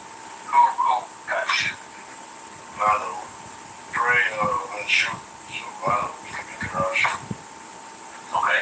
So Orlando leaned all the way over from the rear passenger side, and did he get out of the car? No. Then shot across. Dre. Did he lean all the way across and get his arm out? Yeah. You know, Lando was on. Yeah, very tall. Right. The wall is on. Bust up. Made it right. Okay. This is where I want to just slow down fast. So he leans across. You're right next to the BMW. You remember the BMW had its window up or down? It was up. He's shooting into what part of the car? Driver's side. Yeah. Passenger side. Okay. Is it a 2 or 4 door vehicle? Do you remember? The forward. 4 door. How many times did Orlando fire? Approximately. They were all 5 or 6. 5 or 6 times? Did he empty the gun? What kind of gun was it? Was it a revolver or was it a semi-automatic? Semi-automatic. Do you know what kind of gun it was? From the newspaper reports. No, he's telling me. Okay, he's telling you what you. A 40 bucks. 40 bucks, okay. What color was it? Silver, black? Black. When he finished firing that 40 block, did the slide stay back? Was it empty? It wasn't empty. Okay. You think he fired 6 rounds? Yeah. How fast did he take him to fire 5 or 6 rounds? That was pretty fast. About 3 to 4 seconds. Okay.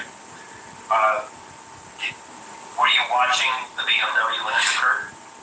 Yeah. What did you see? I seen a bus like going should hit. I seen the 40 jump down, trying to get in the back seat. Boy being Tupac. okay. And you actually saw something hit Suge in the head? You think you saw something hit the head? Yeah, I thought it did. Okay.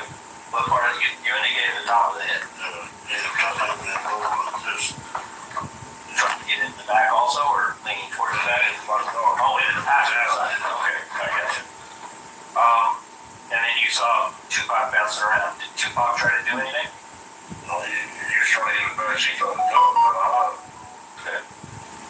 And you're pretty sure he was hit? No, I thought it just was hit. Just should. Yeah. Okay. And, all right, so you're in this gutter side lane on Flamingo. Yeah. They're on this side. Did you see what they did? He was saying, Suge and Tupac, did you see what their vehicle did? no, he had driving already. He just made it right. So he made it right, he went down the hall to the south, and you said Suge made a U-turn? He made a U-turn. He was driving already. Okay. He made a U-turn. Going this way. Okay. Did you see, were there any, I don't know how to ask this. Did anything happen from Suge's vehicle or any of the entourage towards you? Did anything occur? You understand this question? Did they shoot back? Did they talk crazy to us? Did they throw anything at you? Did they shoot at you? Did anything? Anything you remember? No, you talk about it. Okay, so you don't think anybody fired any weapons at you? Well, it's just, do you know or recall anything like that? No. Okay. But I know they had some police for them, but we just seen them. Where were the police? He just run a couple cars behind or right behind them. Reggie, the two Alexander, Great Boys, too. Yeah, Frank Alexander. Yeah. Okay. They were in the entourage somewhere. Yeah. Okay. Okay. But as far as you know, nobody shot at you. Nobody threw anything at you. Nobody did anything towards you. Okay. You make your right hand turn. Okay, I'll get to this in a minute. What happened then? You make your right hand turn. Does anybody say anything? Did you do anything at that time? Yeah, some girls got the chase. I'm sorry? Some girls got the chase. Remember what they were driving? Or were they on foot? They was on a white car. Little white car? You remember what kind of car? Like a Sea Breeze. Okay. So how far did they chase you? They ain't go far. Okay. Do you know who the girls were?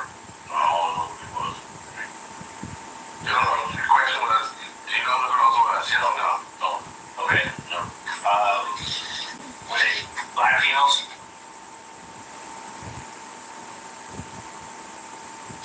So, Okay. Do you know how many were in the car? I think so, or they could have been. Could have been. Could have been. I don't know who the other one was. I know they was in a white car. Wait, that was in these stupid bitches. Okay, just the question down.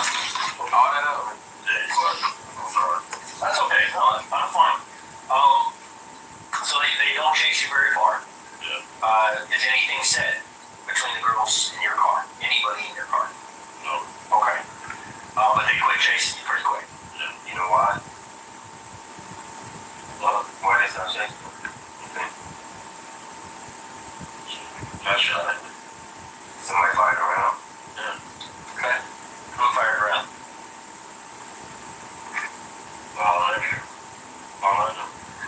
Okay. And you fired from what window at that time? On his side. From his side. So it was from the passenger side. Yeah. Did he shoot at him? Or do you know? In your direction, that's what he's saying. He just scared them all. They got scared and we got them all. Okay. All right. You had no idea where he was aiming. No idea. Okay, that's fine. Where do you go from there? It's a little side street. What's that street? Carriage house. So carriage house. Yeah, you're talking about. Yeah. Okay, what is the carriage house? Yeah, we went back in that back parking lot. Okay. Tell me what happens then. And we walk into the parking lot. You park the car and just leave it there? Yeah.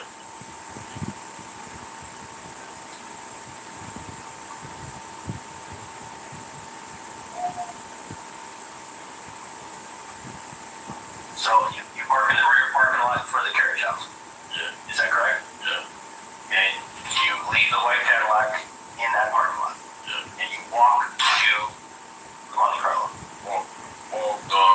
By the MGM, where that Coca-Cola sign is? Yes. Yeah, we walk by that Dillon Street. The lane was somewhere else. I'm sorry? Orlando went somewhere else. You know where Orlando went? I don't know. Did he still have the gun? No. Where was the gun? On the tire of the Kevin. You left it on the tire? You know, the question is, Orlando left it on the tire, right? Yeah. Okay, that's what I got. Yeah. Do you know which tire? I think it was the front passenger side. Front passenger. Okay. And everybody walked. You went with T-Round and Dre back to the Monte Carlo? Yeah. And Orlando went somewhere else? Yeah. He came back about 20 minutes later. Did he tell you where he went? Yeah. Okay. Where did the gun come from? He said he wanted to be on his ass. Okay. Why would he do that? To get the gun. To get on my, that's what you probably To get the gunpowder, right? Yeah. That's what the street stuff. Right. And I get it. To get the gunpowder residue off his hands. Yeah. Okay. And the urine helps in that. Yeah. Okay. I get it. Where did the gun come from? Zoo. Okay. At what point did Orlando get a gun from there? Which one? MGM. Oh, it's Ballet. Yeah. Okay. Tell me about that. You come out of the fight. Orlando's been beat up. Yeah. Oh, why did Sid give Orlando a gun? I mean, you want him to assume what happened? Anything you heard at this point, I want to know what you heard. What you heard. What I heard? Yes. What does it say? Or Orlando. What anybody said at that point.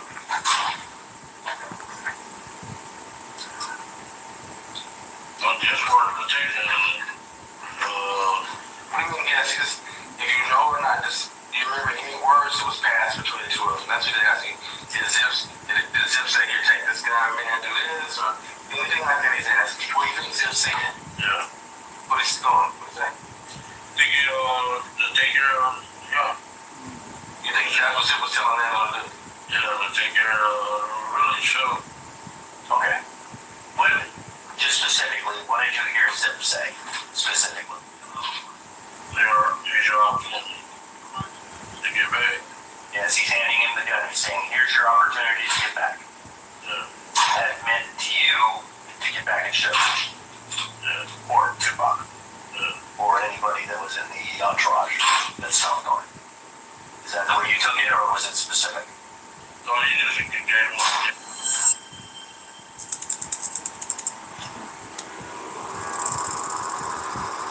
Probably gonna say it like at night sleeping.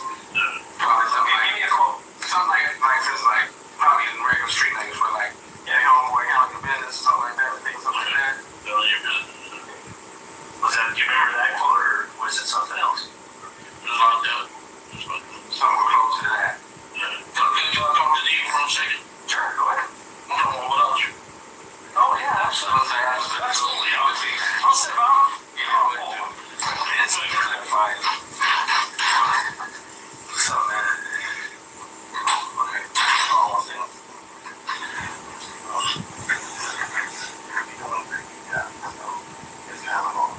But, you know, you ain't supposed to be giving in acting like you was involved. You gotta keep it consistent. But you got off, you told us the state system, you told us you get off. You didn't. No. Don't say that. Listen. Okay. Can't say that. He said it. I say that. Okay, listen. Please. Did you hear what I just told you? I already told you before we started. The story. Yes. M-O-E-A. Like, if you want to try to do not what I say, do it. You're going to have to ask him that question. Okay, don't ask him, but he, because he knows I'm going to take you where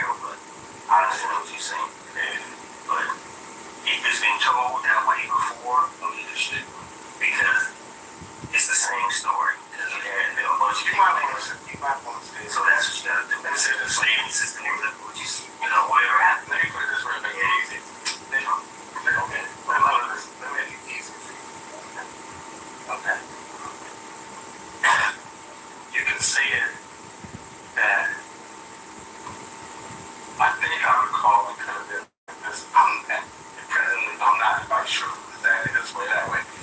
But I think and I had it to him, you can put it in that kind of stay consistent. And the thing is, you gotta stay consistent. The story's already been told, and even at that, you're sleeping at night. I'm not gonna trust him, but he's trying to run the journey, so.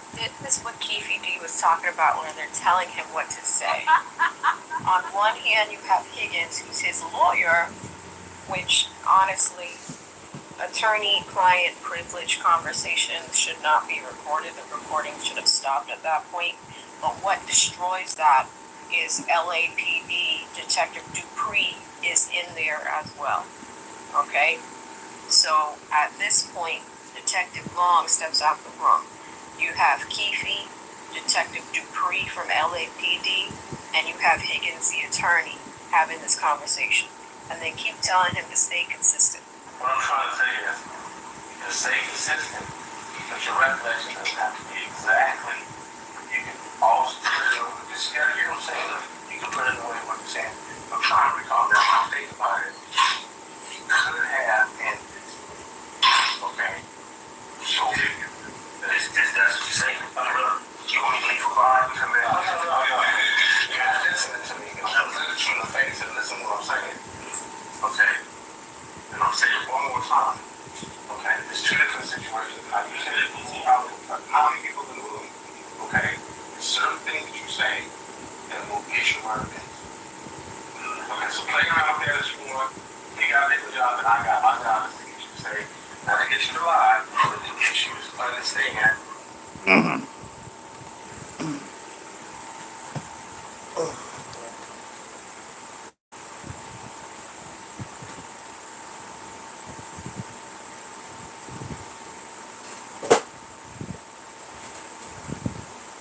I was muted. Keefy D was warned in 2009 by his own attorney that if he does not stop going down this path, that he will catch a murder charge. Now look at what the hell happened. Look at what the hell happened. I just repeated what I said on mute for 60 seconds, y'all, but wow. Wow, wow, wow. It's your recollection, baby, that he may have handed it to you. That's what you think about it. I'm not asking you a lot. I'm asking you to give yourself some room. Okay? Because you may need it. Okay? But I know on that set of facts, it could be a problem. But don't listen to whatever I don't.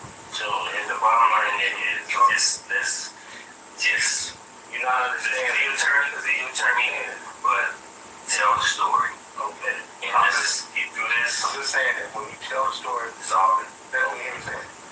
When you tell the story twice, okay, you can either lock in clearly as it is, or you can still do some room and not lie. That's all I'm trying to say. Okay? Okay? Because what he's saying to you at the end of the day is 2 different programs going on that I don't control any because we control. Okay? We can do that with it. Hold on.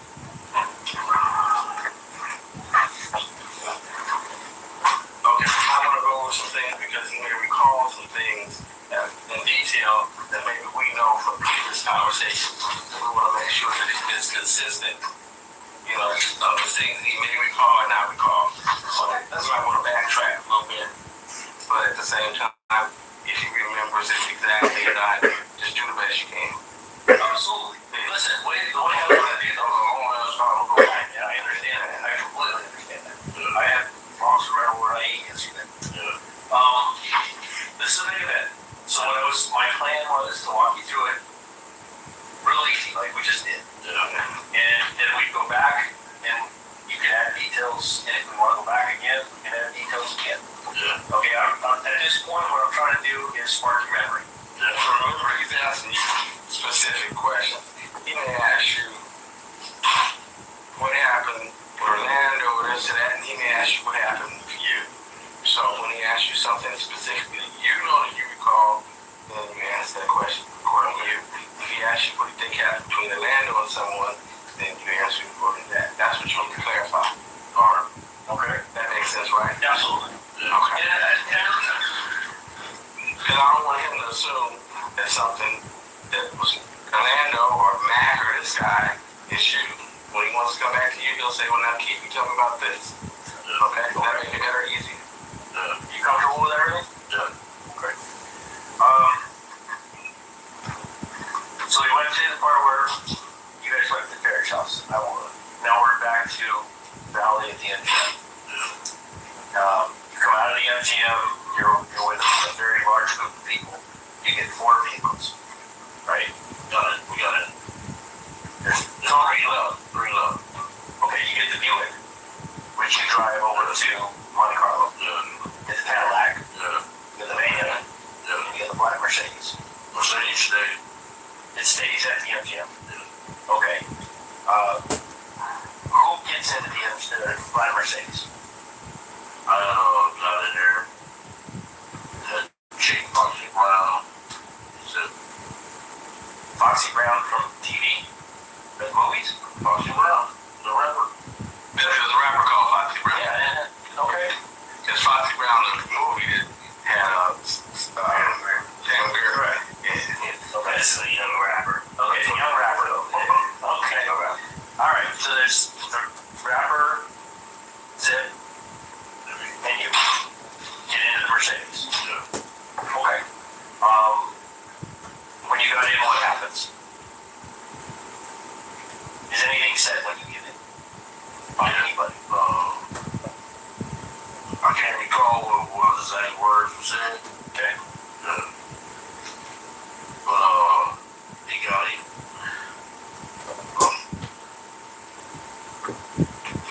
He gave me the gun. Okay. Who gave you the gun? That's it. Okay, where did he get the gun from? The glove compartment? Some little secret compartment. Oh, okay. What part of the vehicle was the secret compartment? Looks like up under this thing here. The armrest? The center rest? Center rest of this thing. Okay. It's automated? Yeah. Mechanic? Okay. So the 3 of you are still in the vehicle at that time? No, it's just man down there. Okay, where did the Stuff out. okay. This is before anything with the gun. And she stepped out. Okay. So now it's just you and Zip.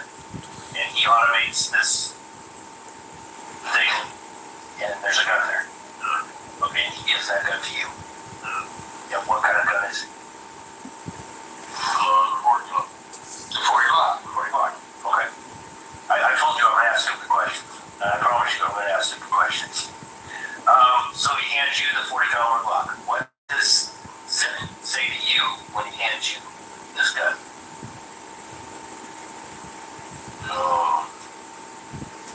It's like, how they build it. Something like that. Okay. And when did you take that to me? He thought he asked us if we need some help. Because, going to some liquor, jail, Sure. What did you take? Do you need some help to me? Like, let's go get him. Okay, go get who? The entourage. The entourage. You talking about shouldn't I? He told me he's going to get out of there. We want to get some later, and we just have to run in and do it. Okay, but you took the gun. Yeah, we took him. Okay, you say we. What do you mean by that? Take the gun. I mean, I've got the gun. Okay, what vehicle do you get into? We got it in that Buick. Okay, do you still have the gun when you get in the Buick? Okay, that's where I'm going. You get the gun from Zip, and I gather you get out of the black Mercedes. Yeah. And when did you do that? Did you give the gun to somebody? Yeah, I gave it to the Cadillac. I don't know who I was going to read it. I gave it to the Cadillac. Just like my gun? To the Cadillac, somebody in the Cadillac, you said? Yeah. The white Cadillac. Yeah. And the people in the white Cadillac are Orlando Anderson, Yeah. T. Brown, The big drink. and Big Drake. But you handed it to one of those 3 guys. Yeah. And then the big drink is that. Okay, so you handed it to DeAndre Smith. Yeah. Okay. Did y'all hear that waffling? He was trying to not snitch and then he snitched on himself. Dumbass. remember who I gave the gun to. Dumbass. Big Dre. Dumbass. Cannot make this up. What a dumbass.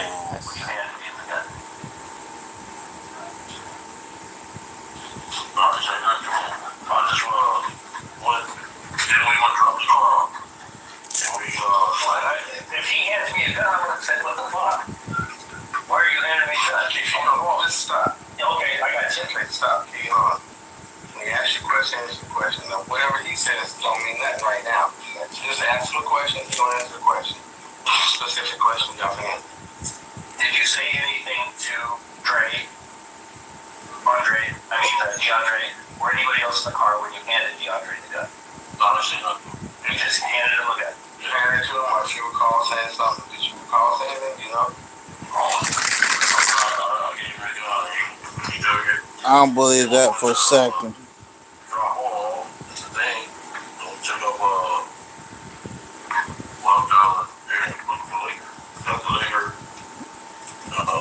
Okay. I'm gonna slow you down again, okay? So you drop off Paula, you leave the Buick, and the Monte Carlo. Then you get in what vehicle? The van. You get in the van. Is there any discussion prior to going looking for liquor about the entourage? You didn't ask me specifically. Did you tell anybody anything to do or anything related to that gun? So, what did you recall? The gun or the entourage? I get them motherfuckers and we get ready to do whatever. Any of that kind of shit. Are there any other weapons?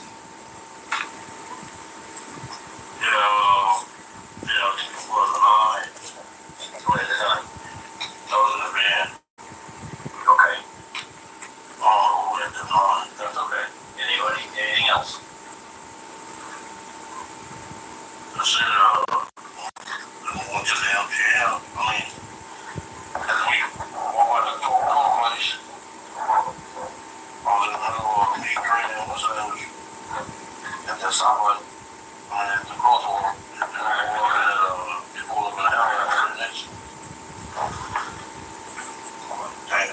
That's after you shot. Okay, I'm still yeah, I got you. Okay. I know this is difficult. I completely understand.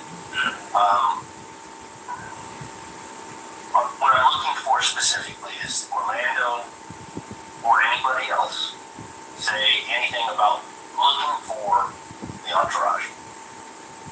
No, we just got before anything happens. Me and with y'all, let you say I shot a bump into them. That's what he's really happening. Okay. But you weren't looking for them. Did you guys go to the club or anything with them on? Which club? 626. That was Saturday, yesterday? Yeah, so, the time. Okay. So you leave? Ain't it 6? Isn't it 662? 626? Which one is it, Keepy D? Which one is it? This whole story don't make any sense. You dropping the wife off, then you in a van, then you're not in the van, then you're in the car. What the hell? Let's start. Okay. You leave the MGM, you drop Paul off at Monte Carlo, and you leave the Buick there. Yeah. Okay. Now this is before you go get liquor. Yeah. Did you go to the 662 club from Monte Carlo? Yeah. What does 662 mean? I think whatever. If you dial a phone, it comes out as mom. Okay. What's your buzz? Went to the store and got the liquor. Yeah, my buzz. Okay, you can go ahead. Yeah. When you went to the 662 club, did you see anything? Did you go inside? No. Okay, did you see anything? What were you looking for at the 662 club? We're sitting over there. The mom. Death row. Okay, specifically, Jug Knight and okay, understood. Alright, so you go to the 662 club, Suge's not there. Or do you concede he's not there? Did you send anybody inside to look for Suge? No. You just went out and saw that his vehicles weren't there, or did you ask if he was there? How did you determine he was not there? There you go. The vehicles weren't there. Your vehicles were not there. Okay. So, were you going to wait at the 662 Club for Suge to show up? Today is Friday, No, right? two vendors. Okay, today So, is you leave Friday. the 662 Club and you decide you're going to go get some liquor. Yeah. And you go find the liquor store at Maryland Parkway in Flamingo. Yeah. And the liquor store on the corner. Yeah. Okay. Alright, so you pick up some booze. Yeah. And talk while you're getting the liquor. Is there any discussion at that place? I just got it and can't like what I'm doing. Oh no. Okay, I'm looking for discussion. Any discussion about, are you going to go back to the 662? KT tape increases blood flow to help reduce pain. Because you can hear Okay. But I ain't go to the doctor. Okay. So you jumped into the Cadillac with Lane. Well, what is your plan? Or back to the LPM. Go back to Not the LPM, but the one photo. Monte Carlo. Okay. You went to the 662 Club to find Suge. Was there any discussion by anybody about what you would do with Suge if you found Suge? No. The car I was in was scared. The man you were in was scared? I didn't want to really get down like that. What about Baby Lane and the Cadillac? They had a gun, right? Yeah. They had just gotten a gun from Zip. Yeah. What was your understanding? What happened if they saw Suge? Well, I mean, he's asking you already. What did you say, sure? Okay, listen to me. He's asking you a specific question. Was there first any conversation with regards to what was going to happen to anybody? Did you say or anybody said, well, we going to kill him when you see him? Any of that kind of stuff. Was there a conversation? This is what we going to do? Any of that? That's what he's really asking. Yeah. Well, I just said, watch out, the car was all right.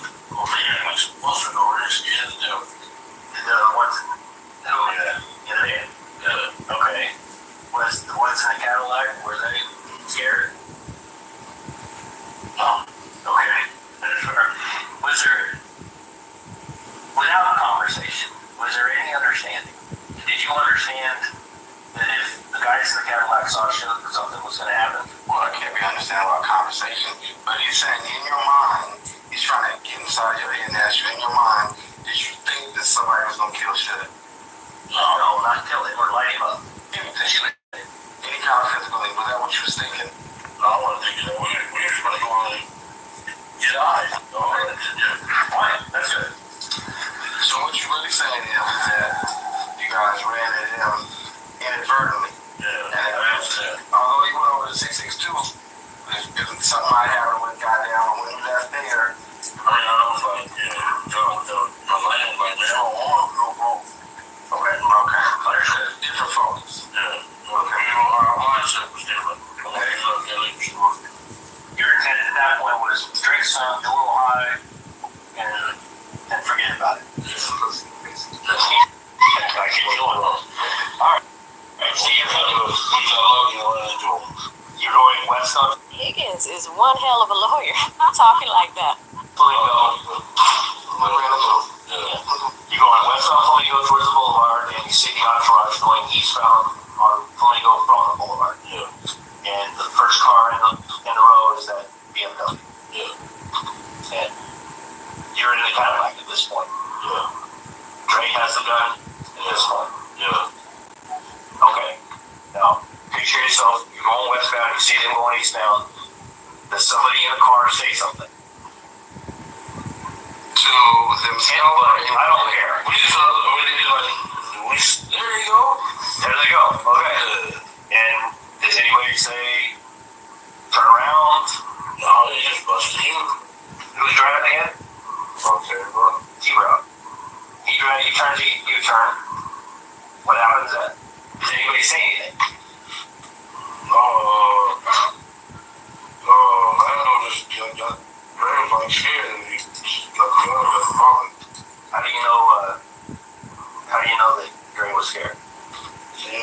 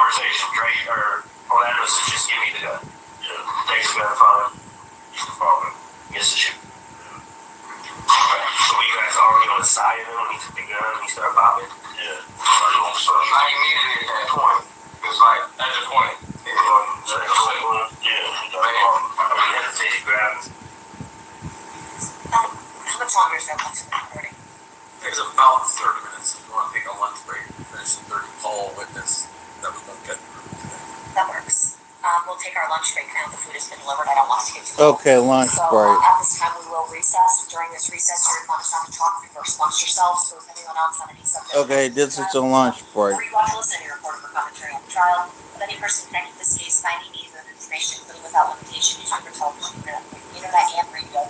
Okay, 3.5 hours. Until the case is submitted to you. We'll have you guys back here at 1:30. Please rise for the jury.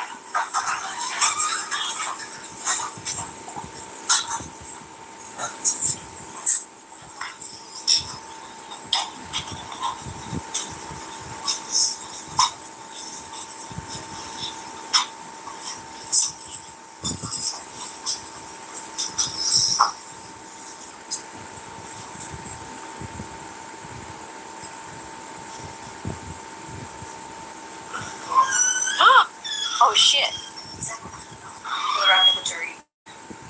Yes, I said. Okay, yes.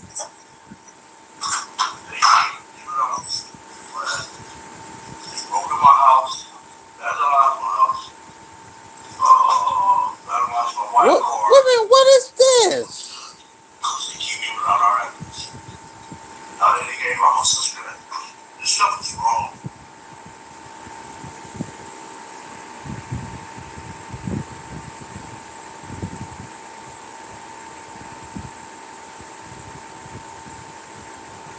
I've heard it's going on both ways, but there's concerns both ways. I've admonished them to talk to their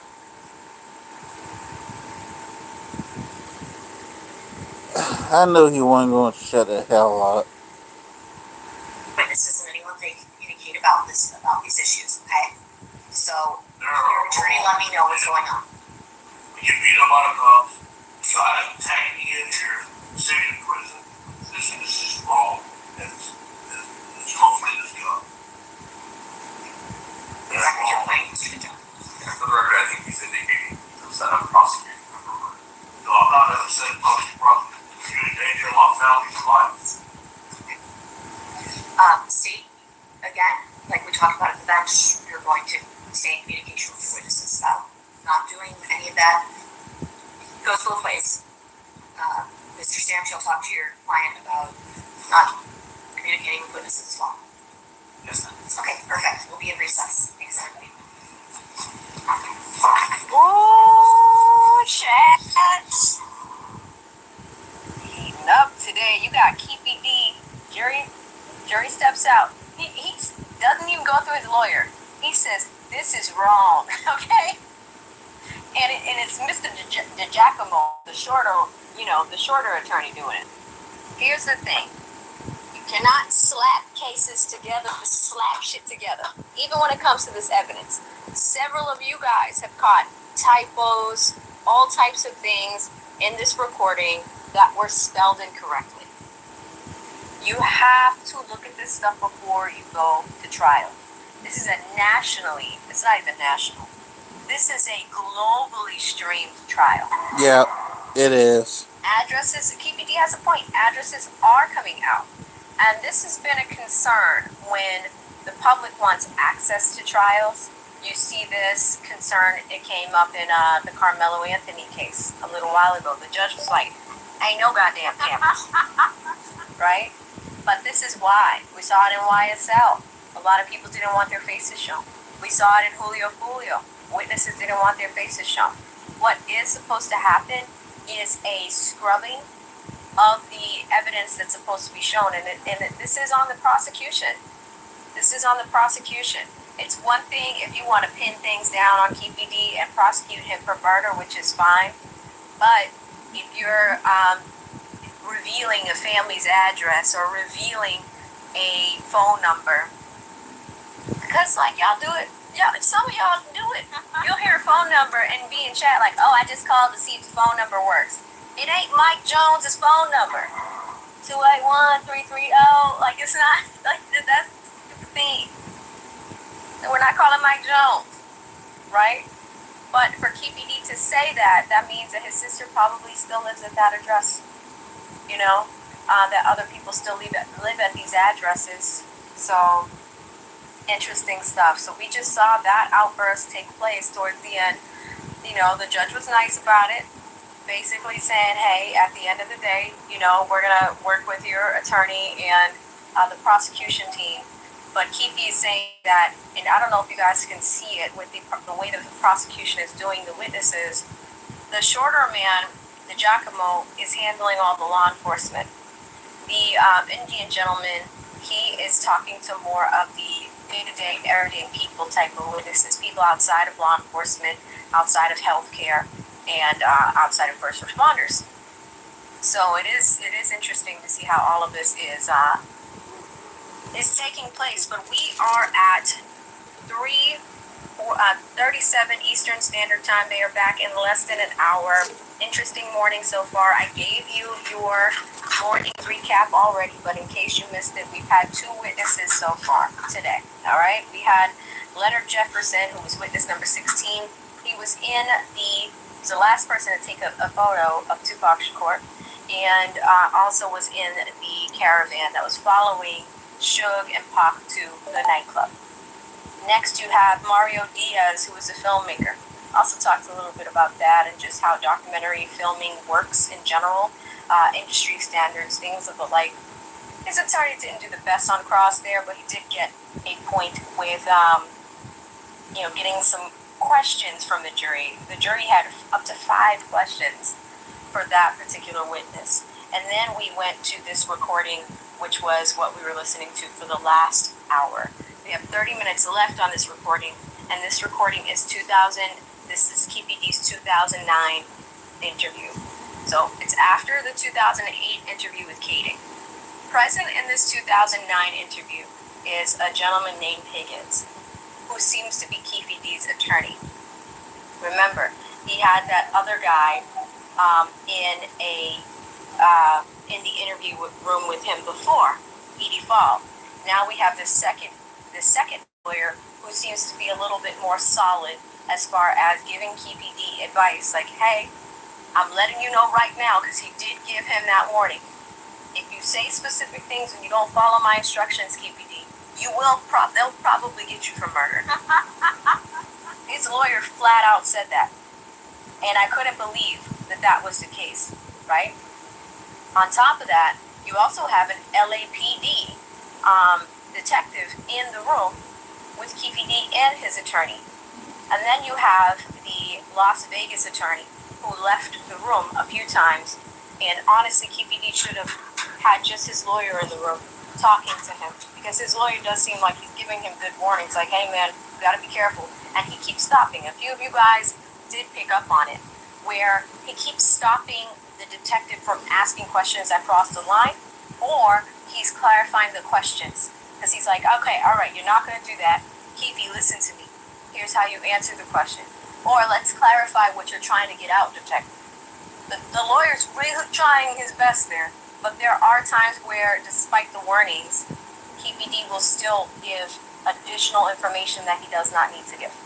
I've heard it a few times, it didn't count, but so far in this recording, you see some of that. It is likely going to continue for the next half hour. I do not know who our last witness is. I suspected that we were going to get Kading today, but likely that might be like Monday or Tuesday. Whoever this witness is, though, for the end of the day after they return from lunch, is going to be one that's going to take some time. It's going to be a long witness. And the reason why is because they are supposed to end today at 3:30. So they're due back at 4:30 my time. Yeah, so we've got about 2.5 hours of a little bit over 2 to 3 hours of court time 4:30. left. And I might as well end we it. have that one witness to get through, plus this half-hour recording. If you just missed the fireworks, KPD also pops in around the time that we break for lunch, and he's upset that. I'm gonna go ahead and end it here. If you want to see it, you can go along crying. If you want to see the rest of it, I've been up here almost 4 hours. I hope that y'all enjoyed the 4 hours. I'll see y'all later. Peace.